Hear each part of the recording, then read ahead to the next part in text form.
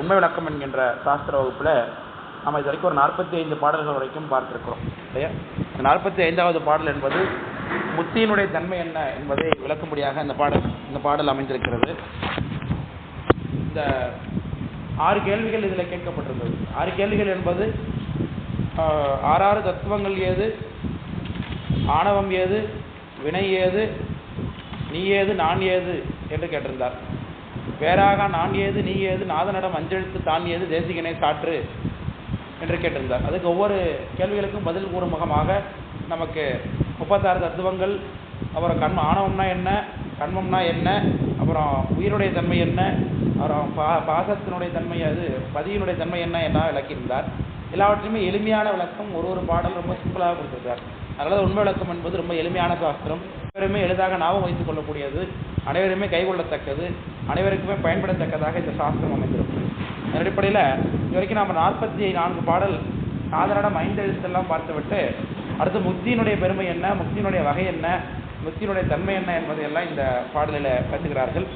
அதன் அடிப்படையில் முக்தி என்பது நம்முடைய முக்திக்கு சுத்த அத்துவிதம் என்று பெயர். அதாவது நம்ம அடிப்படையில் 3 பொருள்கள் இருக்கிறது என்று சொல்லியிருந்தாலும் கூட முக்தி அனுபவத்தில் நமக்கு 3 பொருள்களை தனியாக நாம் பிரித்து அறிய முடியாது. அதில் ஆணவமலம் என்பது அந்தர்பாவித சக்தியாக ஒருங்கி நிற்கும். உயிரானது சிவமான தன்மையை நிற்கும். சிவமானது ஆனந்தத்தை கொடுத்து கொண்டு நிற்கும்.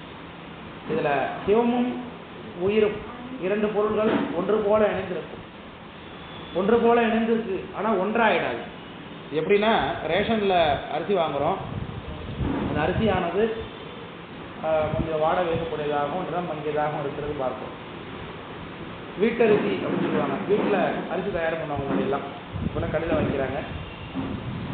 முன்னாடியெல்லாம் வீட்டிலே நெல்லை ஊற வச்சு அவிச்சு அதை காய போட்டு பார்த்துருக்கீங்களா, அதை காய போட்டு அப்புறம் எடுத்து அதை அரைச்சி அரிசியாக வீட்டில் வச்சுக்குவாங்க. அந்த அரிசியின் நிறம் நல்ல வாசனையாக இருக்கும், நிறமாக இருக்கும். இப்போ அந்த நிறம் சிவம், அதாவது வீட்டரிசி என்பது சிவம் போல வச்சுக்கணும். நாம் உயிர்கள் என்பது ரேஷன் அரிசி போல. நம்மகிட்ட இருக்கக்கூடிய குற்றங்களாகிய சொல்லுங்கய்யா, டீ நான் இப்போ தான் குடித்தேன். ஆமாம், குடிச்சிட்டு தான். ஆமாம், சரி கொடுங்க, பண்ண கொடுத்துட்டு சரி ஊற்றுங்க எல்லாம். அதனால் அந்த ரேஷன் அரிசியை வீட்டரிசி போல் ஆக்கணும்னா என்ன செய்யணும்? பாலிஷ் பண்ணணும். அதை எப்படி சொல்லுவீங்க தமிழில்? தீட்டுறதும்பாங்க. தீட்டுறதுன்னு சொல்லுவாங்க. அது சென்றை கொண்டு போய் தவிடோடு சேர்த்து திரும்ப ஒரு தடவை உரலில் போட்டு குத்துனீங்கன்னா அது பாலிஷ் ஆகும், அதில் உள்ள மனம் போகும். இப்போ அது பார்க்குறதுக்கு எப்படி இருக்கும்? வீட்டரிசி போல இருக்கும். ரெண்டுத்தையும் மிக்ஸ் பண்ணி வச்சுருவோம். தனித்தனியாக கண்டுபிடிக்க முடியுமா? ஆனால் 2 ஒன்றா? 2 கலந்துருந்தாலும் வீட்டரிசி தான், ரேஷன் அரிசி தான். ஆனால் 2 இப்போ எப்படி இருக்கு? ஒன்று போல கலந்து இருக்கு. இதுதான் சுத்த அத்துவிதம்னு பேர். சுத்தமாகி அத்துவிதமாக கலந்துருக்கு. 2 பொருள் போல கண்டுபிடிக்க முடியாத நிலையில் இருக்க ஒரு பொருள் போல தோன்றக்கூடிய தன்மை. அதுபோல் முத்தி நிலையில் இறைவனுடைய திருவடியில் கலந்திருக்கக்கூடிய உயிரானது சிவருமானுடைய தன்மையை அடைந்து அடிமையாக இருக்கும். சிவருமானுடைய தன்மை எழுதி இருக்கும். சிவமாவே ஆயிடாது. சிவ சங்கராந்தவாதம்னு சொல்லுங்க. சிவத்தோட 2 கலந்து போகிறதுன்னு ஒன்று இருக்குது, அது சிவா சங்கராந்தவாதம். சிவா அத்துவிதம்னு ஒன்று இருக்குது, சிவத்தோட ஒன்றா சிவத்தை போலவே அத்துவிதமாக கலந்துடுறது. அப்படி சொல்ல சுத்த அத்துவிதம் என்று சொல்லுவோம். இதை தாடலை முத்தி என்று சொல்வார்கள். அது எப்படி இருக்கும் என்பதைத்தான் 45வது பாடலில் முத்திதனை அடைந்தோர் முந்து பழம் போது அங்கி வித்தகமாம் வீணை இவற்றின் ஒத்த ரதம் மனம் வெம்மை எழில் நாதம் போல விரவுவர் என்று ஓதும் விதி என்று சொல்கிறார். சரிதானே? இந்த பாட்டு நம்ம சென்ற வகுப்பில் விளக்கம் பார்த்தோமா இல்லையா? பார்த்துட்டோம், சொல்லியாச்சு. அடுத்தது இந்த அத்துவிதத்துக்கு இன்னொரு எடுத்துக்காட்டு 46வது பாடலில் சொல்லுகிறார். தத்துவங்கள் எல்லாம் சகசமாய் ஆன்மாவில் பெத்தத்தில் நிற்கின்ற பெற்றி போல புத்திதனில் சித்தமலம் மற்றார் தெரிந்திடுவர் என்று மறை சத்தியமாய் ஒதுகிடும் தான். எப்படி உயிரானது பெத்த நிலை என்பது இப்போ இருக்கக்கூடிய சகல நிலை. இந்த சகல நிலையில் இந்த உடம்பு தான் உயிராக அறியப்படுகிறது, உயிர் தான் உடம்பாக அறியப்படுகிறது. இப்போ நான் என்பது இந்த உடம்பா உயிரா என்று கேட்டால் விட நம்மளால் முழுசாக சொல்லிட முடியாது. ஏன்னா உயிரானது உடல் இல்லைன்னா அடையாளப்படுத்தவே முடியாமல் போய்விடும். உயிர் இல்லைன்னா உடலுக்கு மதிப்பு இல்லாமல் போய்விடும். இப்போ உயிரானது எதுவாகவே தோன்றுகிறது? இந்த உடம்பாகவே தோன்றுகிறது. இரண்டரை கலந்து நிற்கிறது. உயிர் இல்லைன்னா உடம்புக்கு மதிப்பு இல்லை, உடம்பு இல்லைன்னா உயிருக்கு மதிப்பு இல்லை. அதனால ரெண்டும் ஒரே பொருளா? உயிர் இல்லைன்னா உடம்பு இருக்காது, உடம்பு இல்லைன்னா உயிர் இருக்காது என்பொழுதே அது ரெண்டும் வேறு வேறுன்னு ஆகிடுது. ஆனால் கலப்பினால ரெண்டும் எப்படி இருக்கு? ஒரு பொருள் போல தோன்றுகிறது இல்லையா? இது பெத்த நிலையில். இதை தான் உதாரணமாக சொல்கிறார். தத்துவங்கள் எல்லாம், தத்துவங்கள்னா நம்முடைய உடம்பு தான், 36 தத்துவங்கள். சகசமாய் ஆன்மாவில் பெத்தத்தில் நிற்கின்ற பெற்றி போல. பெத்தம் என்பது இப்போ இருக்கக்கூடிய சகல நிலை, இப்போ இருக்கிறத பெத்த நிலைன்னு பேர். இந்த நிலையில் இருக்கிறது போல முத்திதனில் சித்தமலம் மற்றார் செறிந்திடுவர். சித்தமலம் மற்றவர் என்பவர் ஜீவன் முக்தர். ஜீவன் முக்தர்கள் முத்தியில் பெருமானோடு இரண்டரை கலந்து நிற்பார்கள்.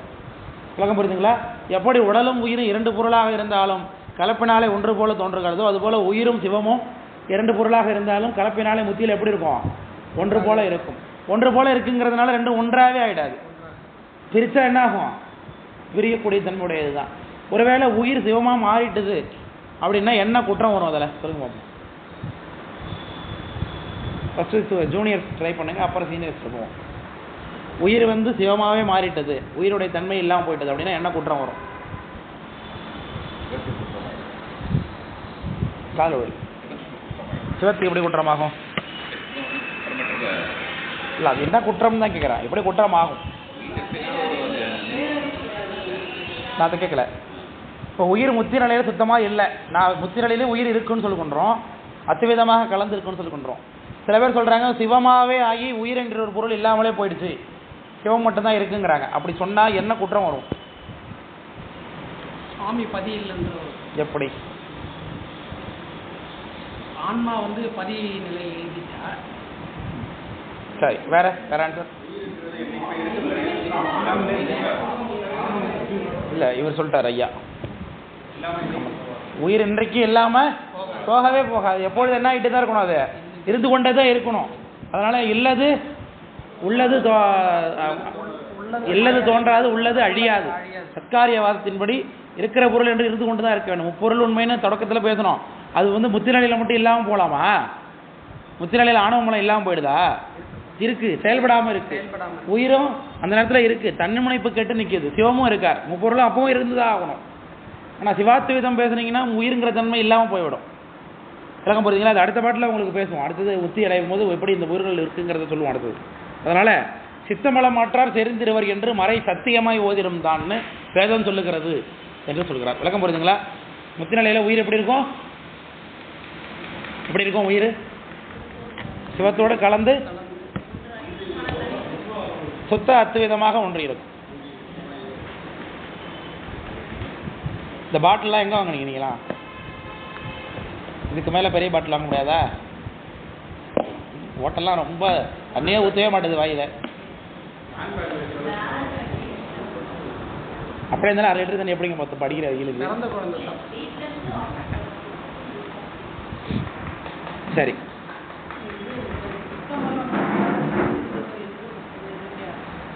சித்தமலம் மற்றவர் என்பவர் உயிர், முக்தி அடைந்த உயிரை குறிக்குது. செறிந்திருவர்னா சிவத்தோடு சென்று செறிந்திருவார். எப்படி உடலும் உயிரும் பெத்த நிலையில் இரண்டரை கலந்து நிற்கிறதோ, அதுபோல சுத்த நிலையில சுத்தமலம் அற்றதாகிய உயிர் இறைவனோடு கலந்து நிற்கும். அதுதான் அதேதான். சித்தமலம் அறிவித்து, அதுதான் சித்தமலம் அற்று ஆரம்பம். சித்தமலம்னா சித்தத்தில் இருக்கக்கூடிய மலத்தன்மை, உயிருடைய மலத்தை தான் சகஜ மலம், ஆணவ மலத்தம் சொல்லுகிறார். மலமற்றவர் பெருமானோடு இணைந்திருப்பார். சிவமாம் தன்மையை அடையும். ஏன் அடையுது சிவமாம் தன்மையை? வேற வேற ஏன் சிவமாம் தன்மையை அடையும்? எதன் அடிப்படையில் அடையும்? வேற வேற வேற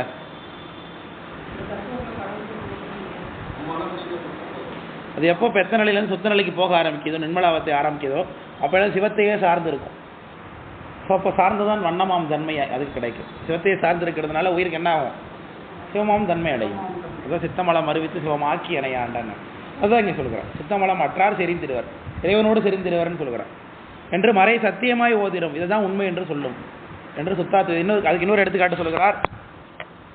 ஆதவன் தன் சந்நிதியில் அம்புலியின் ஆர்சோதி பேதமர நிற்கின்ற பெற்றி போல். நாதாந்தத்து அண்ணல் திருவடியில் ஆன்மா அணைந்து இன்பக்கண்ணில் அழுந்தியிடும் கான் என்று சொல்லுகிறார். இப்போ நிலாவானது தனிப்பொருள், இரவு நேரத்தில் ஒளிர் விடுகிறது. காலையில் சூரியன் வந்துடுறாரு, சூரியன் வந்தது பிறகு நிலா இருக்குமா? இருக்காத நிலா. சூரிய வெளிச்சத்தில் நிலாவினுடைய வெளிச்சம் தெரியாமல் அது ஓவி போய்விடும் என்று போய்விடும். அதுபோல உயிரானது இருந்தாலும் தன்னுண்மை கேட்டு பெருமானுடைய திருவடியில் அடைந்திருக்குங்கிறத இந்த உதாரணம் சொல்லுகிறோம். ஆதவன் தன் சந்நிதியில் அம்புலியின் ஆர்சோதி பேதமர நிற்கின்ற வெற்றி போல். பேதம்னா இரண்டாக தோன்றுவது, பேதம் அறனா இரண்டாக தோன்றாமல் ஒன்றாகவே நிற்பது போல. அப்போ நிலா அவங்க ஒழித்து கொண்டு தான் இருக்கிறது, நிலாவுடைய அந்த கிரணங்கள் வந்து கொண்டு தான் இருக்கிறது. ஆனால் நிலா அவங்களுக்கு தெரிவதில்லை. பகல் நிலவுன்னு ஒரு படம் கூட வந்து தெரியுமா? முரளி படம் தானே அது. சத்யராஜா முரளிங்கிறாங்க, சத்யராஜ் பூமாலையே தோல் சேரவா ஒரு பாட்டு, அது பகல் நிலவு தான். உங்களுக்கு அடுத்த வாய்ப்பு வழங்கப்படும், கவலை.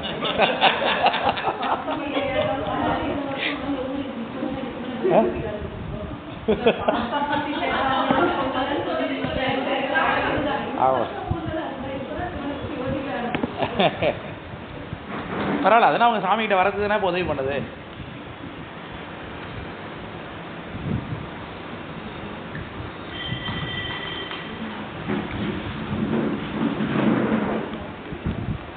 அதனால ஆதவன் அப்படின்னா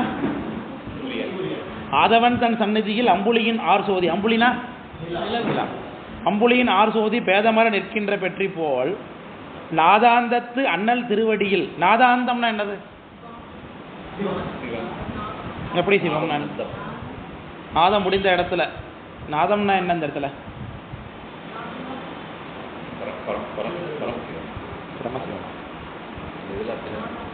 இந்த இதில் அப்படிதான் போட்டிருக்கா? ஓ, இதில் போட்டிருக்கா? தத்துவத்துக்கு அப்பாற்பட்டது, 36 தத்துவங்களும் முடிந்த நிலை அதான் இல்லையா? அங்கே சிவம் சக்தின்னு இருக்காங்கன்னு சொல்கிறீங்க தானே சொல்ல வரீங்க? இந்த படத்தை பார்த்துட்டீங்களா? எல்லாரும் இதை அழிச்சிருக்கணும் போல் இருக்கு. அப்போ அதனால் நாதாந்தத்து அண்ணல் அங்கே இருக்கக்கூடிய பெருமானார், இது சாகித்ய பேர். திருவடியில் ஆன்மா அணைந்து இன்பக்கண்ணில் அழுந்தியிடும் கான். அதனால் தத்துவங்களை எல்லாம் கைவிட்ட இடத்துல எப்படி சூரியன் இருக்கும் பொழுது சந்திரன் இருந்தாலும் ஒளிமங்கி போகிறதோ, அதுபோல் உயிர் இருந்தாலும் உயிரினுடைய தன்னுணைப்பு கெட்டு தன்னுண்மை கெட்டு பெருமானுடைய திருவடியை அடைந்து நிற்பது. அதுதான் இங்கே அதுக்கான முத்தியில் இருக்கிறதுக்கான உண்மை. ரொம்ப எளிமையான உதாரணம். இதுக்கு மேலே எளிமையாக தத்துவத்தை விளக்க முடியாது. இருக்கும் பொழுதே இல்லாமல் போகிறது. விளக்க முடியுதுங்களா? அதான் அதுக்கான அர்த்தம். சரி, இப்போ சென்று அடைகிறது முத்தி. நம்ம உயிர் சென்று அடைந்தது, உயிர் சென்று அடைந்ததுன்னு சொல்லி கொண்டிருக்கிறோம் இல்லையா? சிவருமான் எங்கேயோ நாதாந்தத்தில் எங்கேயோ இருக்காரு போல் இருக்கு, அதனால் உயிர் தான் சென்று அதெல்லாம் அடைந்தது போல் இருக்குன்னு சொன்னோம்னா அதிலே குற்றம் வருகிறது. அதனால் சரியாக எப்படி அந்த முத்தியை புரிந்து கொள்வது என்பது ஒரு சரியான பாடலில் சொல்கிறேன். அதாவது நாம் எங்கேயும் சென்று ஒன்றும் அடையலை. இந்த பெரிய முட்டை போல பெருமான் இருக்கிறார். சரிங்க சரிங்க சரிங்க சரிங்க.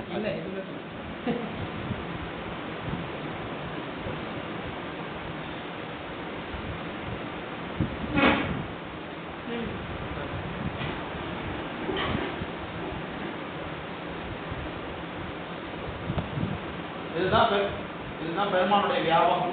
சும்மா ஒரு குட்டமணி போடுறவங்க இங்கே வெளியில் சாமி இல்லையா சார்னா அப்படி சொல்லலாமா? அவர் இல்லை, எல்லா இடமும் ஒன்று எங்கே இருக்கு? அப்படி ஒன்று கிடையவே கிடையாது நமக்கு.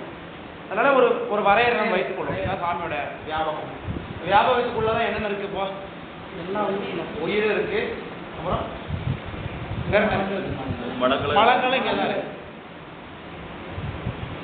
இல்லையா? உயிரை சுற்றி ஒரு கவர் போல மலங்கள் இருக்கு. அதனால மலத்துக்குள்ள மட்டும் இது வியாபியமாக உயிர் இருக்கு. பொழுது பெற்றாலையில எப்போ பக்குவத்தில் உயிருக்கு மலம் நீங்குகிறதோ உயிர் என்ன ஆகும்? இறைவனுடைய வியாபகத்துக்கு அடங்கி வியாபகத்துக்கு அடையும். இறைவன் எவ்வளோ பெரியவரோ அவ்வளோ பெரியவராக உயிர் ஆகும். இதுதான் சிவமாம் தன்மை இருக்கிறது. இப்போ உயிர் எங்கே சென்று அடைந்தது? எங்கேயுமே அடையவே, ஆல்ரெடி இருக்கிறது, டிஃபால்ட்டாக இருக்கிறது தான். இடையில இருந்த ஒரு ஆள் மட்டும் என்ன இருக்கான்ப்பா? நீங்கள் விலகி இருக்கான். விளக்கம் புரியுதுங்களா? இதுதான் இந்த பாட்டில் சொல்லுகிறார். அதனால உயிர் சென்று சிவபெருமானுடைய திருவடியை அடைந்தது அப்படின்னு சொன்னா அது குற்றம் சிவபெருமானுக்கு. எப்படி சொல்லுங்க பார்ப்போம். சிவபெருமானுடைய உள்ள இருப்புக்குள்ளதான் நம்ம இருக்கிறோம். அவரை உள்ளுக்குள்ள இருக்கும்போதே அவரை சென்று அடைந்துன்னு எப்படி சொல்ல முடியும்? அப்போ அவருடைய பூரணத்தன்மை கெட்டு போகும். அப்படி சொன்னோம்னா என்ன அவர் இல்லாத இடத்துல இருந்து நம்ம போய் அவர் அடைந்தது போல ஆகிடும் இல்லையா? விளக்கம் புரியுதுங்களா? அதான் அந்த பாடல் வைக்கிறது. சென்று இவன் தான் ஒன்றில் சிவபூரணம் சிதையும் அன்று அவன் தான் ஒன்றும் எண்ணில் அந்நியமாம் இன்று இரண்டும் அற்ற நிலை ஏது எண்ணில் ஆதித்தன் அந்தன் விழி குற்றமரன் என்றது போல் கொள் என்று சொல்லுகிறார். விளக்கம் புரியுதுங்களா?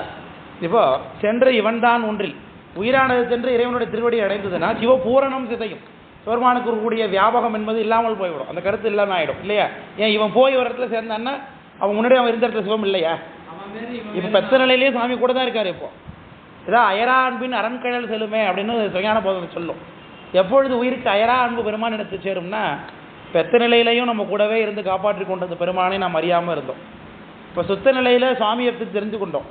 தெரிந்து கொண்டதுக்கு பிறகு நம்ம பிறந்து மொழி பயின்ற பெண்ணெல்லாம் என் கூடவே இருந்த சுவாமி, ஆனால் அவரை நான் அறியாமலே இருந்துட்டேனே, நீ இவ்வளவு காலம் அவருக்கு எனக்கு உபகாரம் செய்து கொண்டிருந்தாரே, அவரை நான் தெரிந்து கொள்ளாமலே இவ்வளோ காலத்தை கழித்து விட்டனே என்ற அந்த ஏக்கம், அந்த பரிதவிப்பு, அதனால் ஏற்படக்கூடிய அன்பு தான் ஏரா அன்பு என்று அதுக்கு உரை சொல்கிறார்கள் சூத்திரத்தில். ஏரா அன்பில் அரண்கழல் செல்லுமே என்று சொல்லி 10ஆம் சூத்திரம்னு நினைக்கிறேன். 10ஆம் சூத்திரமா 11ஆம் சூத்திரமா? சரி. அதனால் அப்போ இது சென்று உயிர் சென்று இறைவனை அடைந்ததுனால பெருமானுடைய பரிபூர்ண தன்மை இல்லாமல் போகும். ஒருவேளை சுவாமி ஒன்றினாருனாக்க அவரோட அந்நியம், அவர் அந்நியமாக இருந்திருக்காருங்கிற பொருள் வரும். ஏன்னா சுவாமியும் உயிரை சேர்ந்தாருன்னு சொல்ல முடியாது. ஏன்னா அவரும் வெளியிலேருந்து வந்ததாக போயிடும். அப்போ அவர் அந்நிய பொருளாக இருப்பார். இப்போ அனன்யமாகத்தான் இருக்குது இப்போ. ஆனால் இதில் என்ன சொல்கிறார்கள், உயிரானது பெருமானுக்குள்ளே அடங்கியிருக்கு, மலமானதும் பெருமானுக்குள்ளே இருக்குது. இப்போ மலமானது சாமிக்குள்ளே இருக்கும் பொழுது மலத்துடைய வேலை எப்படி சாமிக்கிட்ட எப்படி நம்ம பார்க்கும்போதுன்னா, உயிரானது மலமானது இறைவனோட பார்க்கும் பொழுது சூன்யமாக இருக்கும். ஏன்னா அவர்கிட்ட அது என்ன பண்ணாது, வேலை செய்யாது. அதனால் அது இருந்தாலும் இல்பொருள் போல அவரை பொறுத்தளவுக்கு இருக்கும். ஆனால் உயிர்களுக்கு நல்லா திண்மையாக பற்றி கொண்டு இருக்கும். விளக்கம் புரியுதுங்களா? இதெல்லாம் சிவஞான போதத்தில் சொல்லக்கூடிய கருத்துக்கள் இதெல்லாம்.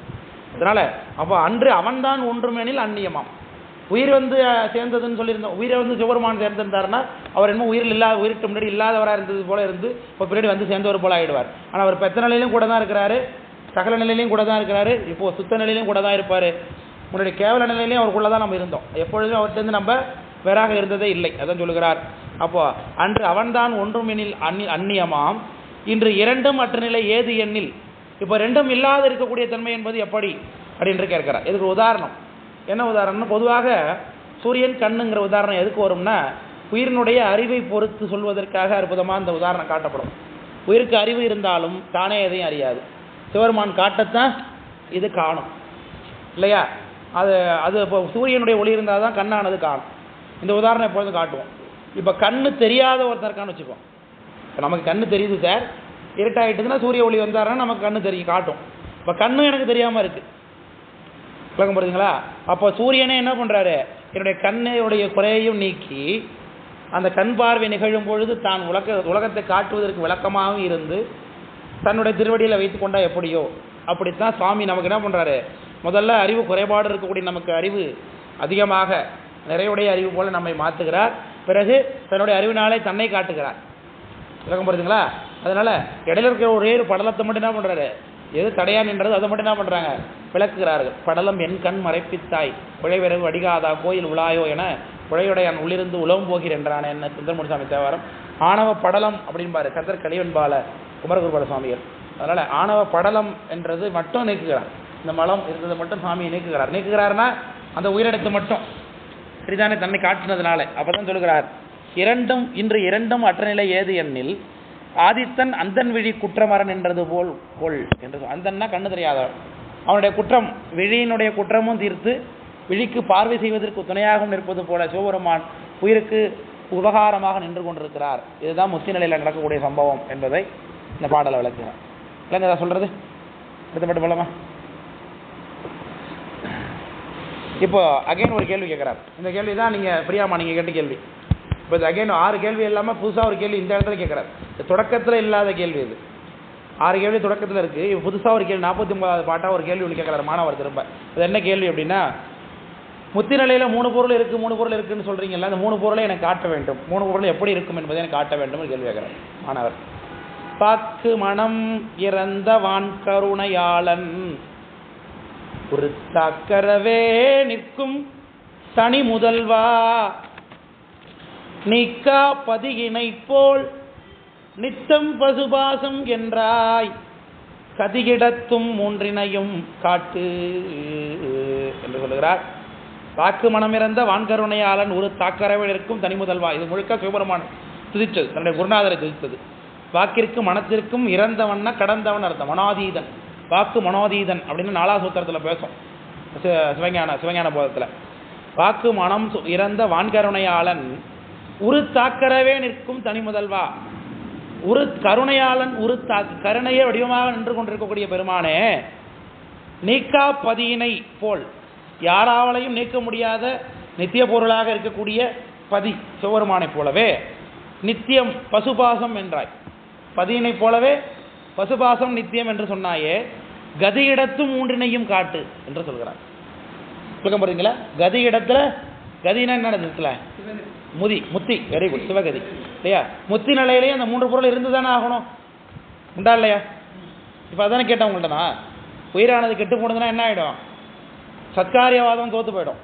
உயிராப்பு முத்தி நிலையிலே உயிர் அப்படியே தான் இருக்கணும். மலமும் என்ன இருக்கணும், ஆனால் செயல்பாடு இல்லாமல் இருக்கும்.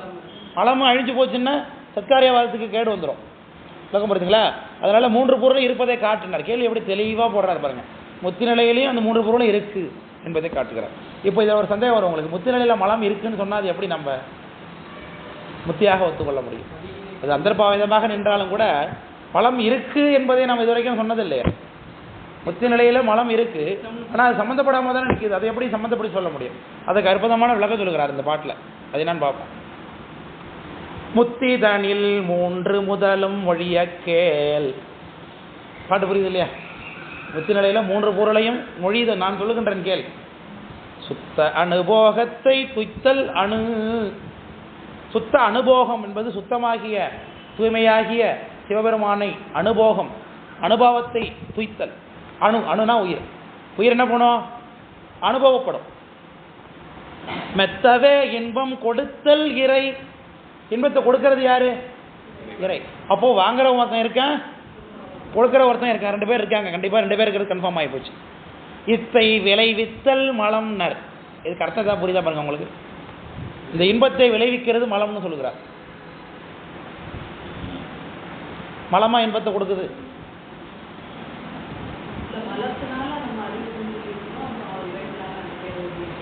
Very good. நாட் எக்ஸாக்ட்லி கரெக்டாக சொல்லிட்டீங்க. அதாவது மலம் இருக்கு, ஆனால் அது இப்போ விலகியதுனால தானே இன்பம் கிடைத்தது. அதன் அடிப்படையில் அது இருக்குன்னு காட்டுகிறார். விளைவித்தல் என்பது அவன் போனாதாங்க நான் வர முடியும் அப்படின்னு சொல்லுகிறோம். அப்போ அவர் போவது என்பது நாம் வருவதற்கு காரணமாக இருக்கா இல்லையா? அதனால மலமானது நீங்கினா அது இருந்தாலும் அங்கே தான் இருக்கார் இல்லையா? அவர் நீங்கின இடத்துல உயிரானது என்ன பண்ணும்? சுத்தமாகும். சுத்தமான இடத்துல சுவாமி தன்னுடைய இன்பத்தை கொடுப்பார் என்று சொல்லுகிறார். அதனால மலம் இருக்கிறது, நீங்கி இருக்கிறதுன்னு அர்த்தம். அதுதான். இருந்தாலும் எப்படி இருக்கார்? அவரு நீங்கி இருக்கிறார், கூடவே சேர்ந்து இல்லை. முன்னாடி அனாதி கேவலத்தில் இருந்தது மாதிரியோ, சகஜ நிலை பெத்து நிலையில் இருந்தது மாதிரியோ இப்போ என்ன இல்லை, ஒத்து இல்லை. மலம் இருந்தாலும் அவர் எப்படி இருக்காரு? நீங்கி இருக்கிறார். விளக்கம் படுத்துங்களா? அதான் சொல்லுகிறார்.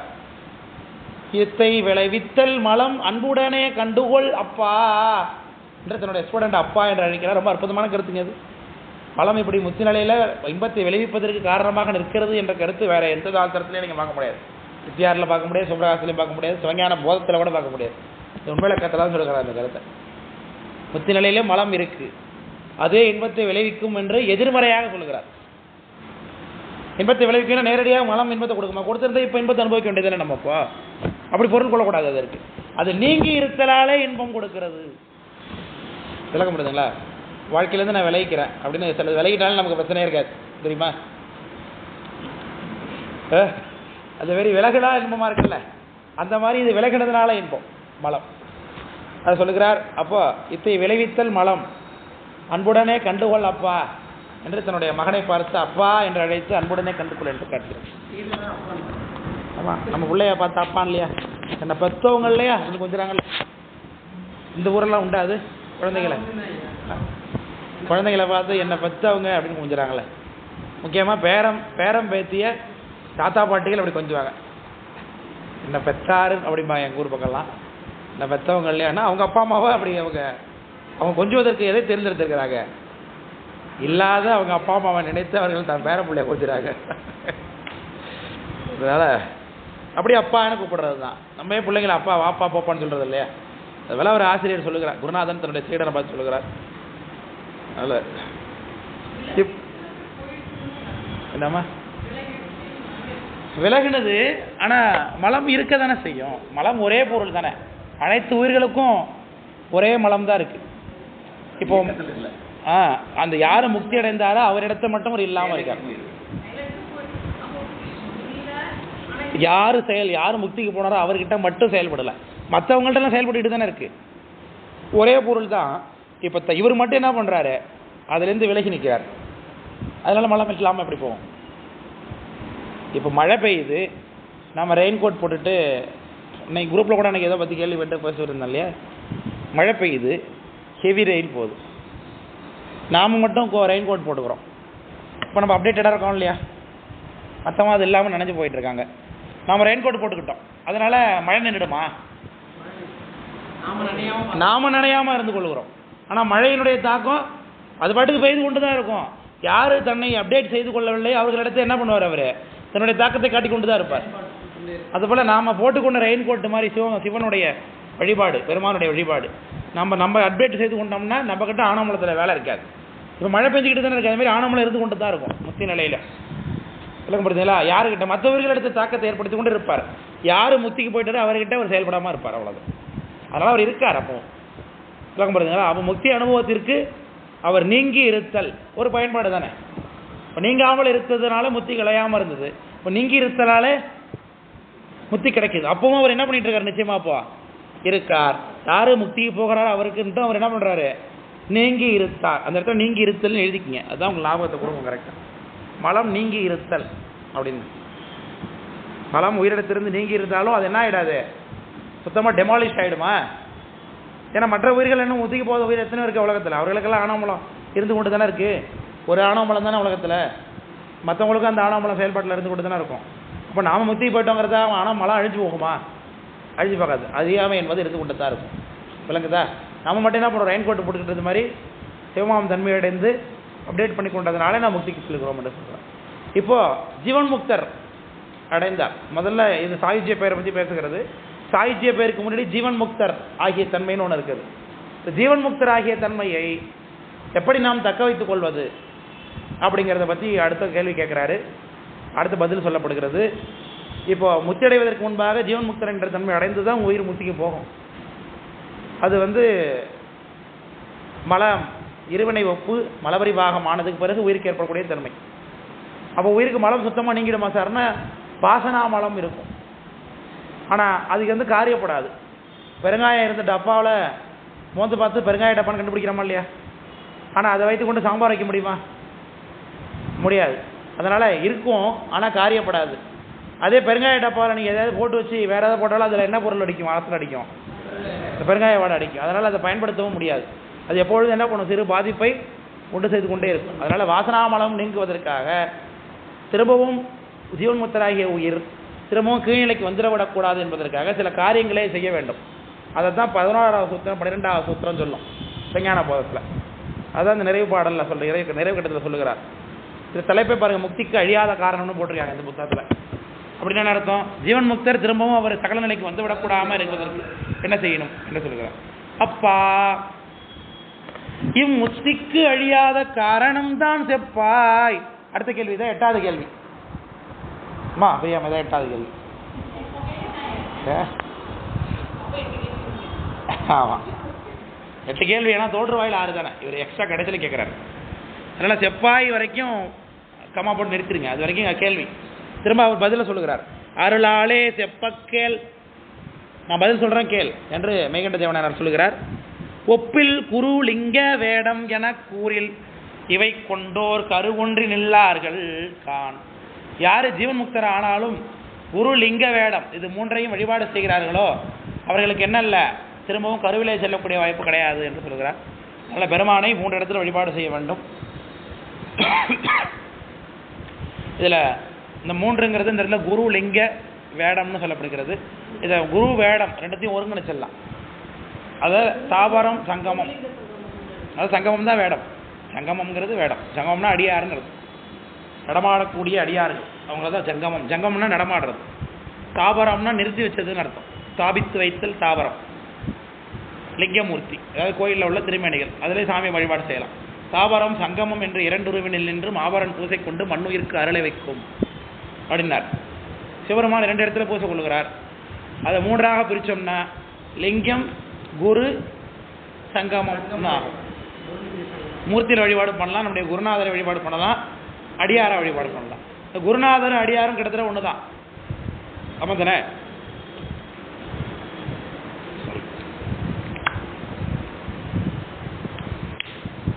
இந்த குருநாதர் என்பவர் அடியாருடைய கூட்டத்தில் இருக்கக்கூடியவர் தான். அதில் தலைமை சான்றவர் குருநாதர். விளங்குதா? சிவஞான சித்தியாரில் கடைசியில் சொல்லியிருப்பார். சிவஞான போதத்திலையும் கடைசி பாட்டு அதுதான்.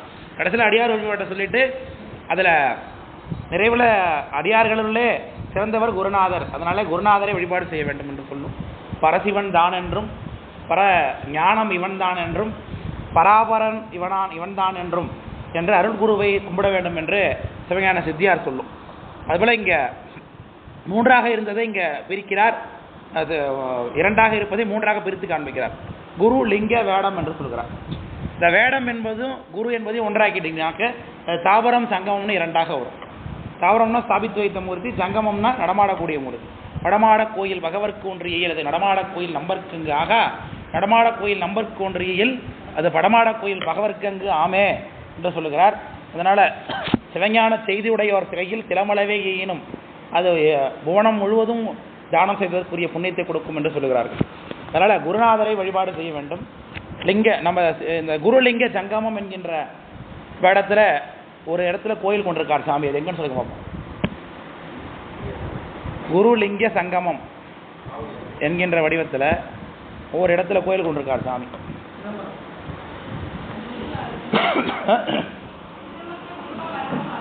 குருலிங்க சங்கமம்னு சொல்கிறோம். ஒரு வடிவம் லிங்க வடிவம் இல்லை. குருலிங்க சங்கமம் 3ஆக தலை சீர்காழியில் எழுந்திருக்கிறார் வாரி சாமி. பிரம்மபுரீஸ்வரராகிய கீழே சுவாமி லிங்கமாக இருக்கிறார். மேலே தோணிபுரீஸ்வரர் சுவாமி ஞானசம்பந்தர் குரு வடிவமாக இருக்கிறார். அதற்கு மேலே சட்டநாதர் 2 கரங்களோடு கூட அடியவருடைய கோலத்தில் அங்கே அவர் சங்கமராக எழுந்திருக்கிறார். அதான் குருலிங்க சங்கம வேடம் அப்படின்னு சொல்லக்கூடிய 3மே ஒருங்கிணைந்த வழிபாடாக எங்கே இருக்குது? சீர்காழியில் பார்க்கலாம். அதே போல் நம்முடைய மகா சன்னிதானம் சொக்கநாதரோடு கூட பாத யாத்திரை செய்யும் பொழுது அடியவர்களோடு கூட திருக்கூட்ட அடியார்களோடும் சொக்கநாத பெருமானுடைய லிங்கத்தோடும் தான் குருநாதராக சேர்ந்து குருலிங்க சங்கம பாத யாத்திரை செய்கிறார்கள் நம்ம பார்த்தோம். அது 3 தான் நமக்கு என்னது? முக்தியை தக்க வைத்துக் கொள்ளக்கூடிய வழி. முக்திக்கு போகிற வழி இல்லை, முக்தியை தக்க வைத்துக் கொள்வதற்கே அது பயன்படுகிறது. நமக்கு கிடைத்த ஞானத்தை கைப்பற்றி வைத்துக் கொள்ள வேண்டும் அப்படின்னா நம்ம யார் கூட இருக்கணும்? குருலிங்க சங்கமத்தோடு கூட இருக்கணும். அதில் குரு என்பது ஞான குரவன். அந்த குருநாதன் தான் சிவபெருமானும் குருநாதரும் வேற வேற இல்லை. குருநாதரை பற்றி பேசும் பொழுது திருவருட்பயனில் அருளுரு நிலை படிச்சிட்டிங்களா? முடிச்சாச்சா? சரி. அந்த அருளுரு நிலையில் உங்களுக்கு இந்த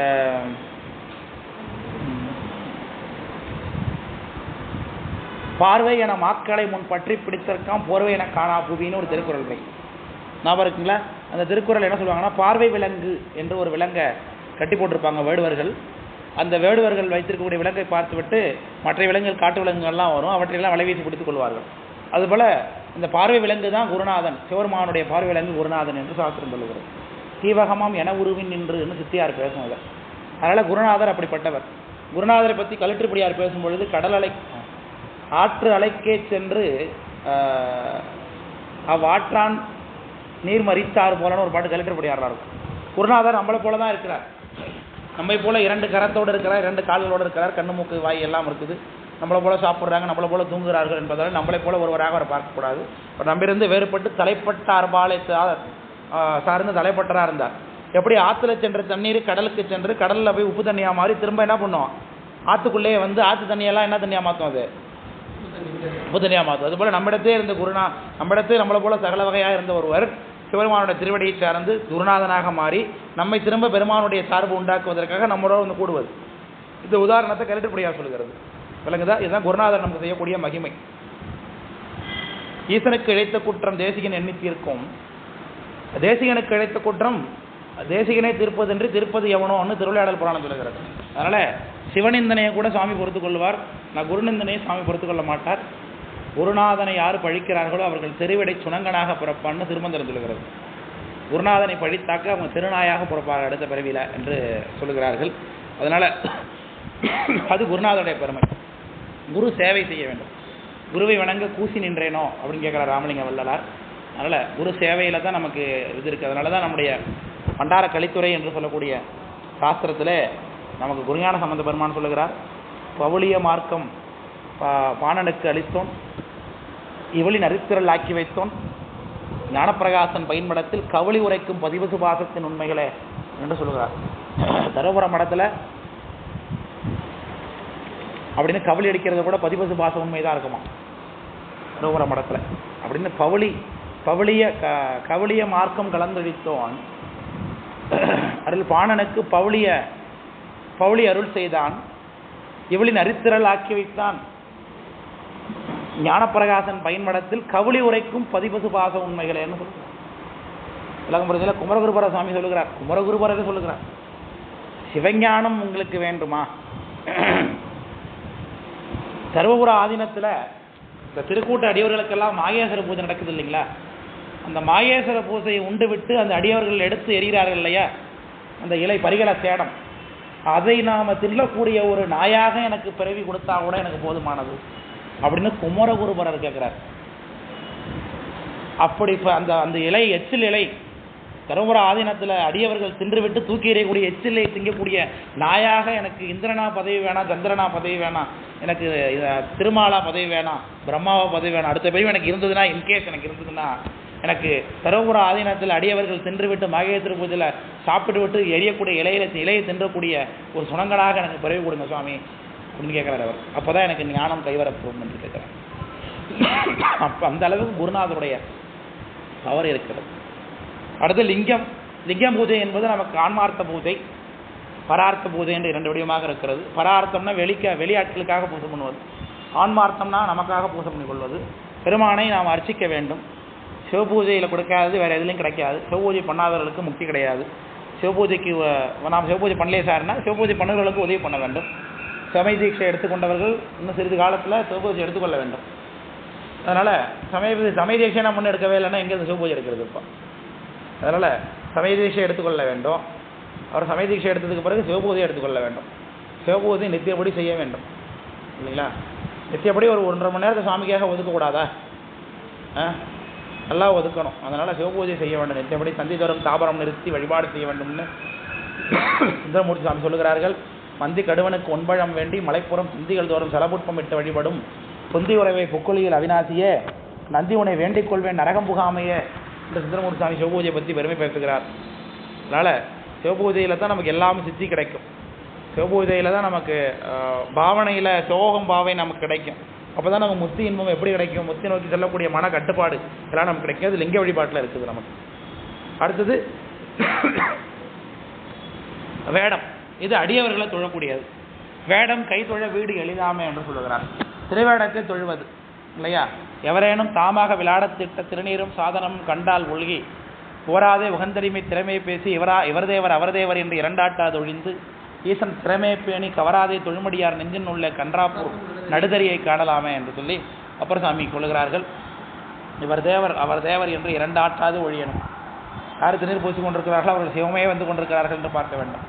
வேடம் கண்டால் எம்பெருமான் வேண்டும் பணியாது என்று போய் நாம போய் கேட்கணுமா? யார் திருவேடம் போட்டது ஆனோம்? திருவேடம்னா அது அவ வேடமாக இருக்கிறத நம்ம ஆராய்ச்சி பண்ண தேவையில்லை. அது நேற்று சும்மா ட்ராமா ஆர்டிஸ்டா அப்படின்னு நமக்கு தேவையில்லை. நேற்று வரைக்கும் அவன் கிறிஸ்டியனாக இருந்தான், இன்றைக்கி துராட்சம் திருநீர் பூச்சிட்டு வந்தான், அதை நம்ம பார்க்கக்கூடாதுன்னு சொல்லுகிறது பெரிய புராணம். அப்படி தான் சொல்லுகிறது. அதை நம்ம ஆராய்ச்சி பண்ணிக்கொண்டு தான் இருப்போம். ஏன்னா நமக்கு அந்த அளவுக்கு இன்னும் பக்குவம் ஏற்படவில்லை. ஏனாதி நாயனார் நேற்று வரைக்கும் காலைல வரைக்கும் பார்த்துருக்காரு. அவனை திருநீரை பூசலை. அவன் சமணன். அவன் சமணனாக தான் இருக்க முடியும்.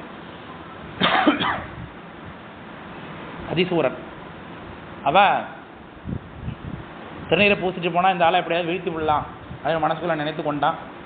அதனால் திருநீர் எடுத்து நல்லா பூசிக்கிட்டான்.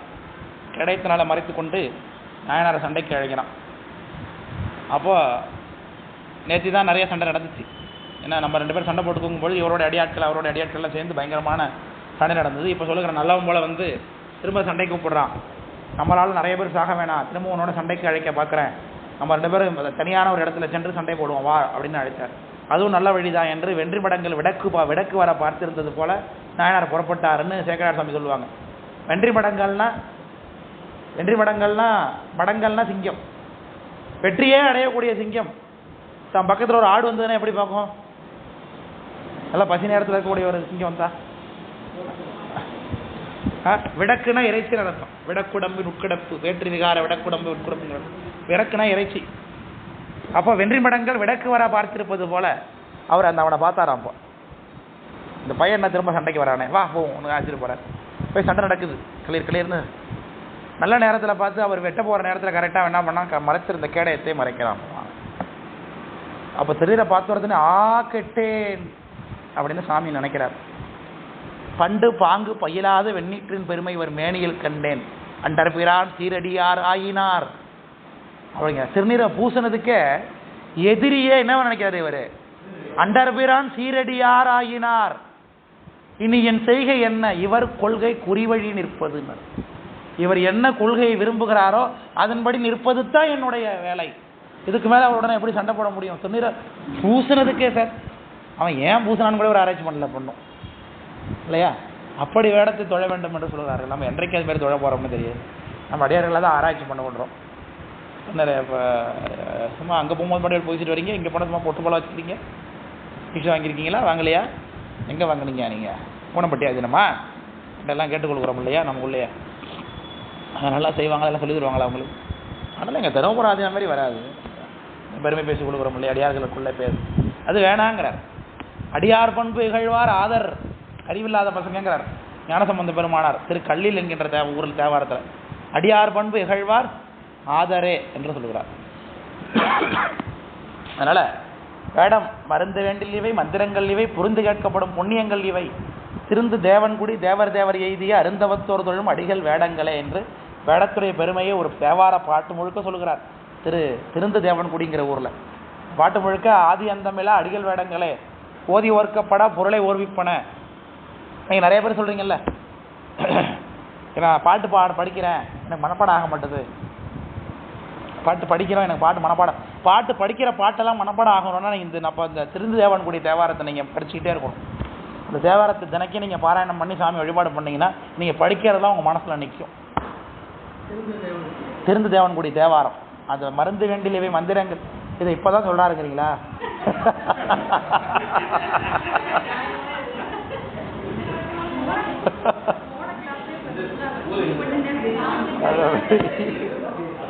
திருந்து தேவன்குடி இது எங்க கேட்குறீங்களா? சொல்றது வரேன். இல்லை ஞானசம்பந்தர் தேவாரம்.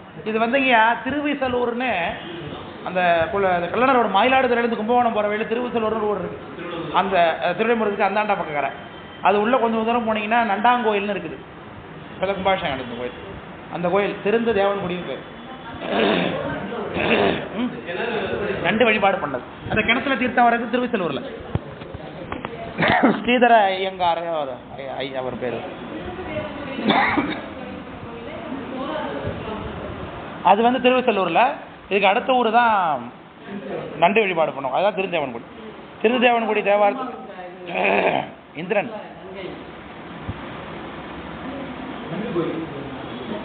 நண்டு கோயில், நண்டாங்கோயில். அதாவது அம்பாள் வந்து நண்டு வடிவத்தில் பூசை பண்றா. பக்கத்தில் இந்திரனும் பூசை பண்றான். இந்திரன் வந்து ஒரு தாமரைப்பூ தோட்டம் போட்டிருக்கான். அம்பாள் டெய்லிக்கு என்ன பண்றாங்க? நண்டு வடிவத்தில் பூவை பறிச்சு வந்து வச்சிட்டு இருக்கிறாங்க. சாமி பூஜை பண்ணிட்டு இருக்காங்க. இவனுக்கு கோவம் வந்துட்டு, என்ன நம்மளுடைய பூவை பறிச்சுட்டு போய் இந்த நண்டு பூஜை பண்ணிட்டு இருக்கு சாமியை அப்படின்னு நண்டை வெட்டுறதுக்கு பார்த்தான். சமால்னு வெட்டுறான். அறிவு மயங்கி வெட்டு பூரா திருமேனி மேலே உழுவுது. நண்டு இப்படி நகருது. வேகமாக வெட்டினா உழுந்துருவோம். நண்டு வெட்டு போடுமோன்னு நினச்சி கருணையுடைய பெருமான் என்ன பண்ணார், திருமேனியிலே ஒரு பொந்தை உண்டாக்கி பண்ணிட்டார். அந்த பொந்து உள்ளே போய் நண்டு பதுங்கி கொண்டு விட்டது. அதனால் நண்டு வலை அந்த திருமேனியில் இன்னமும் இருக்கும். அது சிவராத்திரி அன்னைக்கு கபிலை நிற பசுக்களுடைய 21 கூட பால் ஏதோ ஒரு பால் கணக்கு ஒன்று இருக்குது. அதன் அடிப்படையில் அந்த பால் அன்னைக்கு அபிஷேகம் பண்ணிங்கன்னா சாமி திருமேனி மேலே பொன் நண்டு ஒன்று ஊறுவது போல தரிசனம் ஆகும் என்று அதை பற்றி எழுதுகிறாங்க. அபிதான சிந்தாமணின்னு ஒரு நூல் இருக்குது தமிழில். அது டிக்ஷனரி மாதிரி தான், அது எல்லாமே இருக்கும் அதில். அபிதான சிந்தாமணின்னு, அபிதான சிந்தாமணி சிங்காரவேலு முதலியாருன்னு நினைக்கிறார் பேர். அவர் தொகுத்திருக்கார். அற்புதமான நூல், எல்லார் வீட்லையும் இருக்க வேண்டிய நூல் அது. அபிதான சிந்தாமணி, அபிதான சிந்தாமணின்னு பேர். அந்த நூல் அதை பற்றி அவர் எழுதியிருக்கார். நம்ம புராண விஷயங்கள், சித்தாந்த சாஸ்திரம், இந்து மதம் சார்ந்த, இலக்கியம் சார்ந்த அத்தனை விஷயங்கள்லையும் ஆனா முதல்ல கடைசியில் கவ்வண்ணாவா கடைசி எழுத்து என்ன இல்லை நவ்வண்ணா அது வரைக்கும் உங்களுக்கு இவ்வளோ பெரிய புக் இருக்கும். இப்போ புது பதிப்புகள் நிறைய வந்திருக்கு. பழைய பதிப்பு ஒன்று என்கிட்ட நிகழ்ந்த மாதிரி தான். ரொம்ப அற்புதமான நூல், எல்லார் வீட்லையும் இருக்க வேண்டிய நூல். பரட்டி பார்த்தீங்கன்னா அதையே படிச்சுட்டு இருக்கலாம் நீங்கள் போர் டைமில், போராக இருக்கிற டைமில். அதில் அதை பற்றி சொல்கிறார் அவர். இந்த கோயிலுடைய கும்பாபிஷேகத்துக்கு சன்னிதானம் போயிருந்தாங்க. முதல் நாள் மருந்து சாத்த போயிருந்தாங்க. என்னென்னு கேட்டாங்க, நண்டு வலை உள்ள கையை விட்டு பார்த்தீங்களா சாமி? அதுக்காக தான் நான் போனேன்.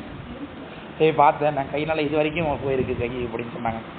இது வரைக்கும் போனேன், ஃபுல்லாக கை உள்ள அந்த அளவுக்கு நண்டு வலை சாமியோட திருமணியில் இருக்குன்னு நேரத்தில் சொன்னாங்க. அந்த கோயிலுடைய தேவாரத்தில்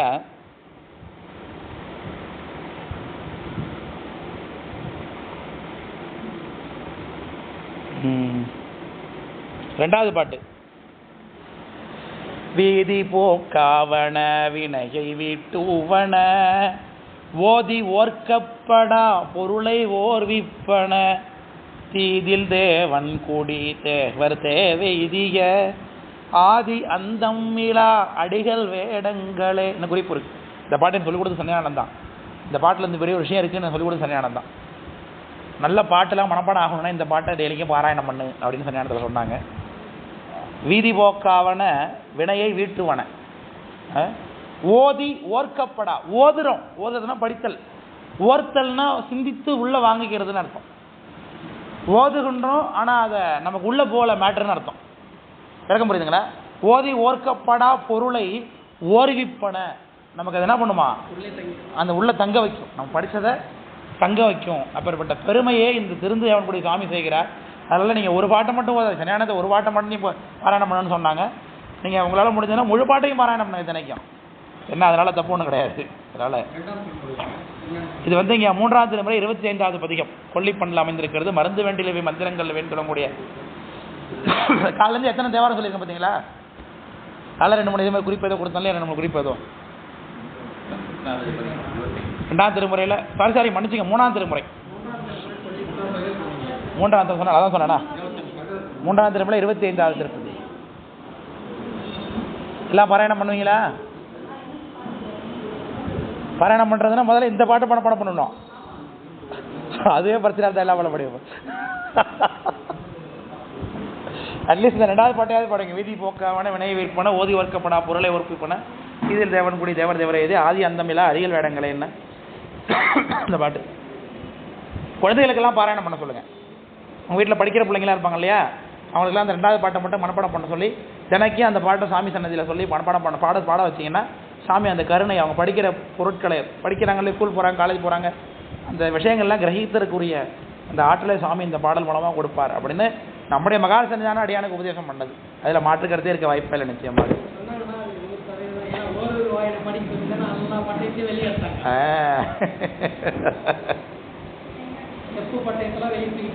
ஆமாம் ஆமாம்.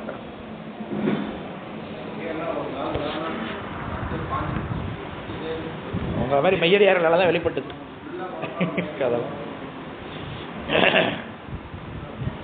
அதனால் அந்த வேடத்துக்கு அவ்வளோ மதிப்பு. வேடத்தை பற்றி பேசும்பொழுது நீங்கள் புது தகவல் நமக்கு வேடம் கொடுக்க பாருங்க. இப்போ அந்த வேடமே என்ன, அந்த பாட்டோடைய அடிப்படை கருத்து என்ன, நமக்கு ஓதி ஓர்க்கப்படா பொருளை ஓர்விப்பது எதுவா வேடம் தான் சொல்கிறார். திரும்பவும் அப்போ நீங்கள் அடியாரை கும்பிட்டா உங்களுக்கு என்ன கிடைக்கும்? ஞானம் கிடைக்கும். படித்ததெல்லாம் உங்களுக்கு புரியும். ஒரு பாடல் கூட இது வரலாம் மனப்பாடமே அதில் சொல்லிட்டு பண்ணிடுவாங்க. அவங்களுக்கு எனக்கு இன்னைக்கு தான் ஞாபகம் வந்தது.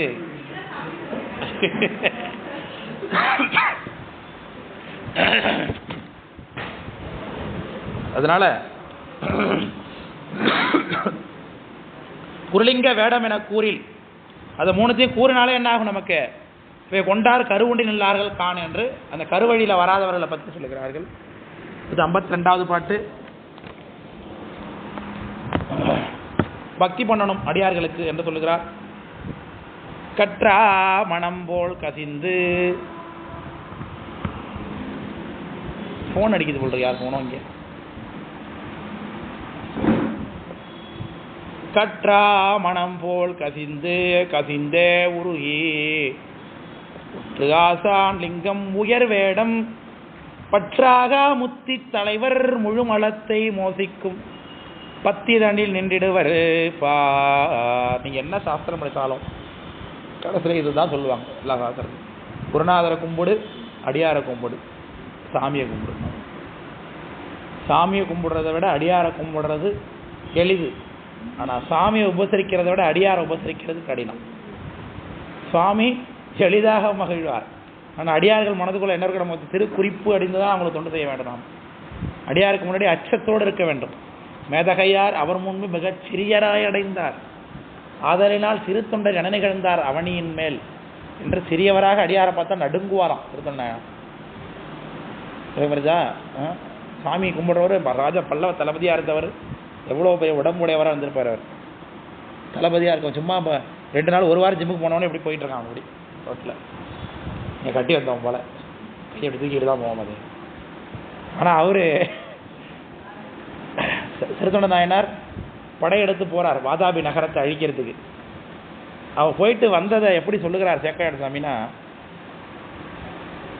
மன்னவர்க்கு தண்டு போய் வடபுலத்து வாதாபி தொன்னகரம் துகள்படுத்துனர்.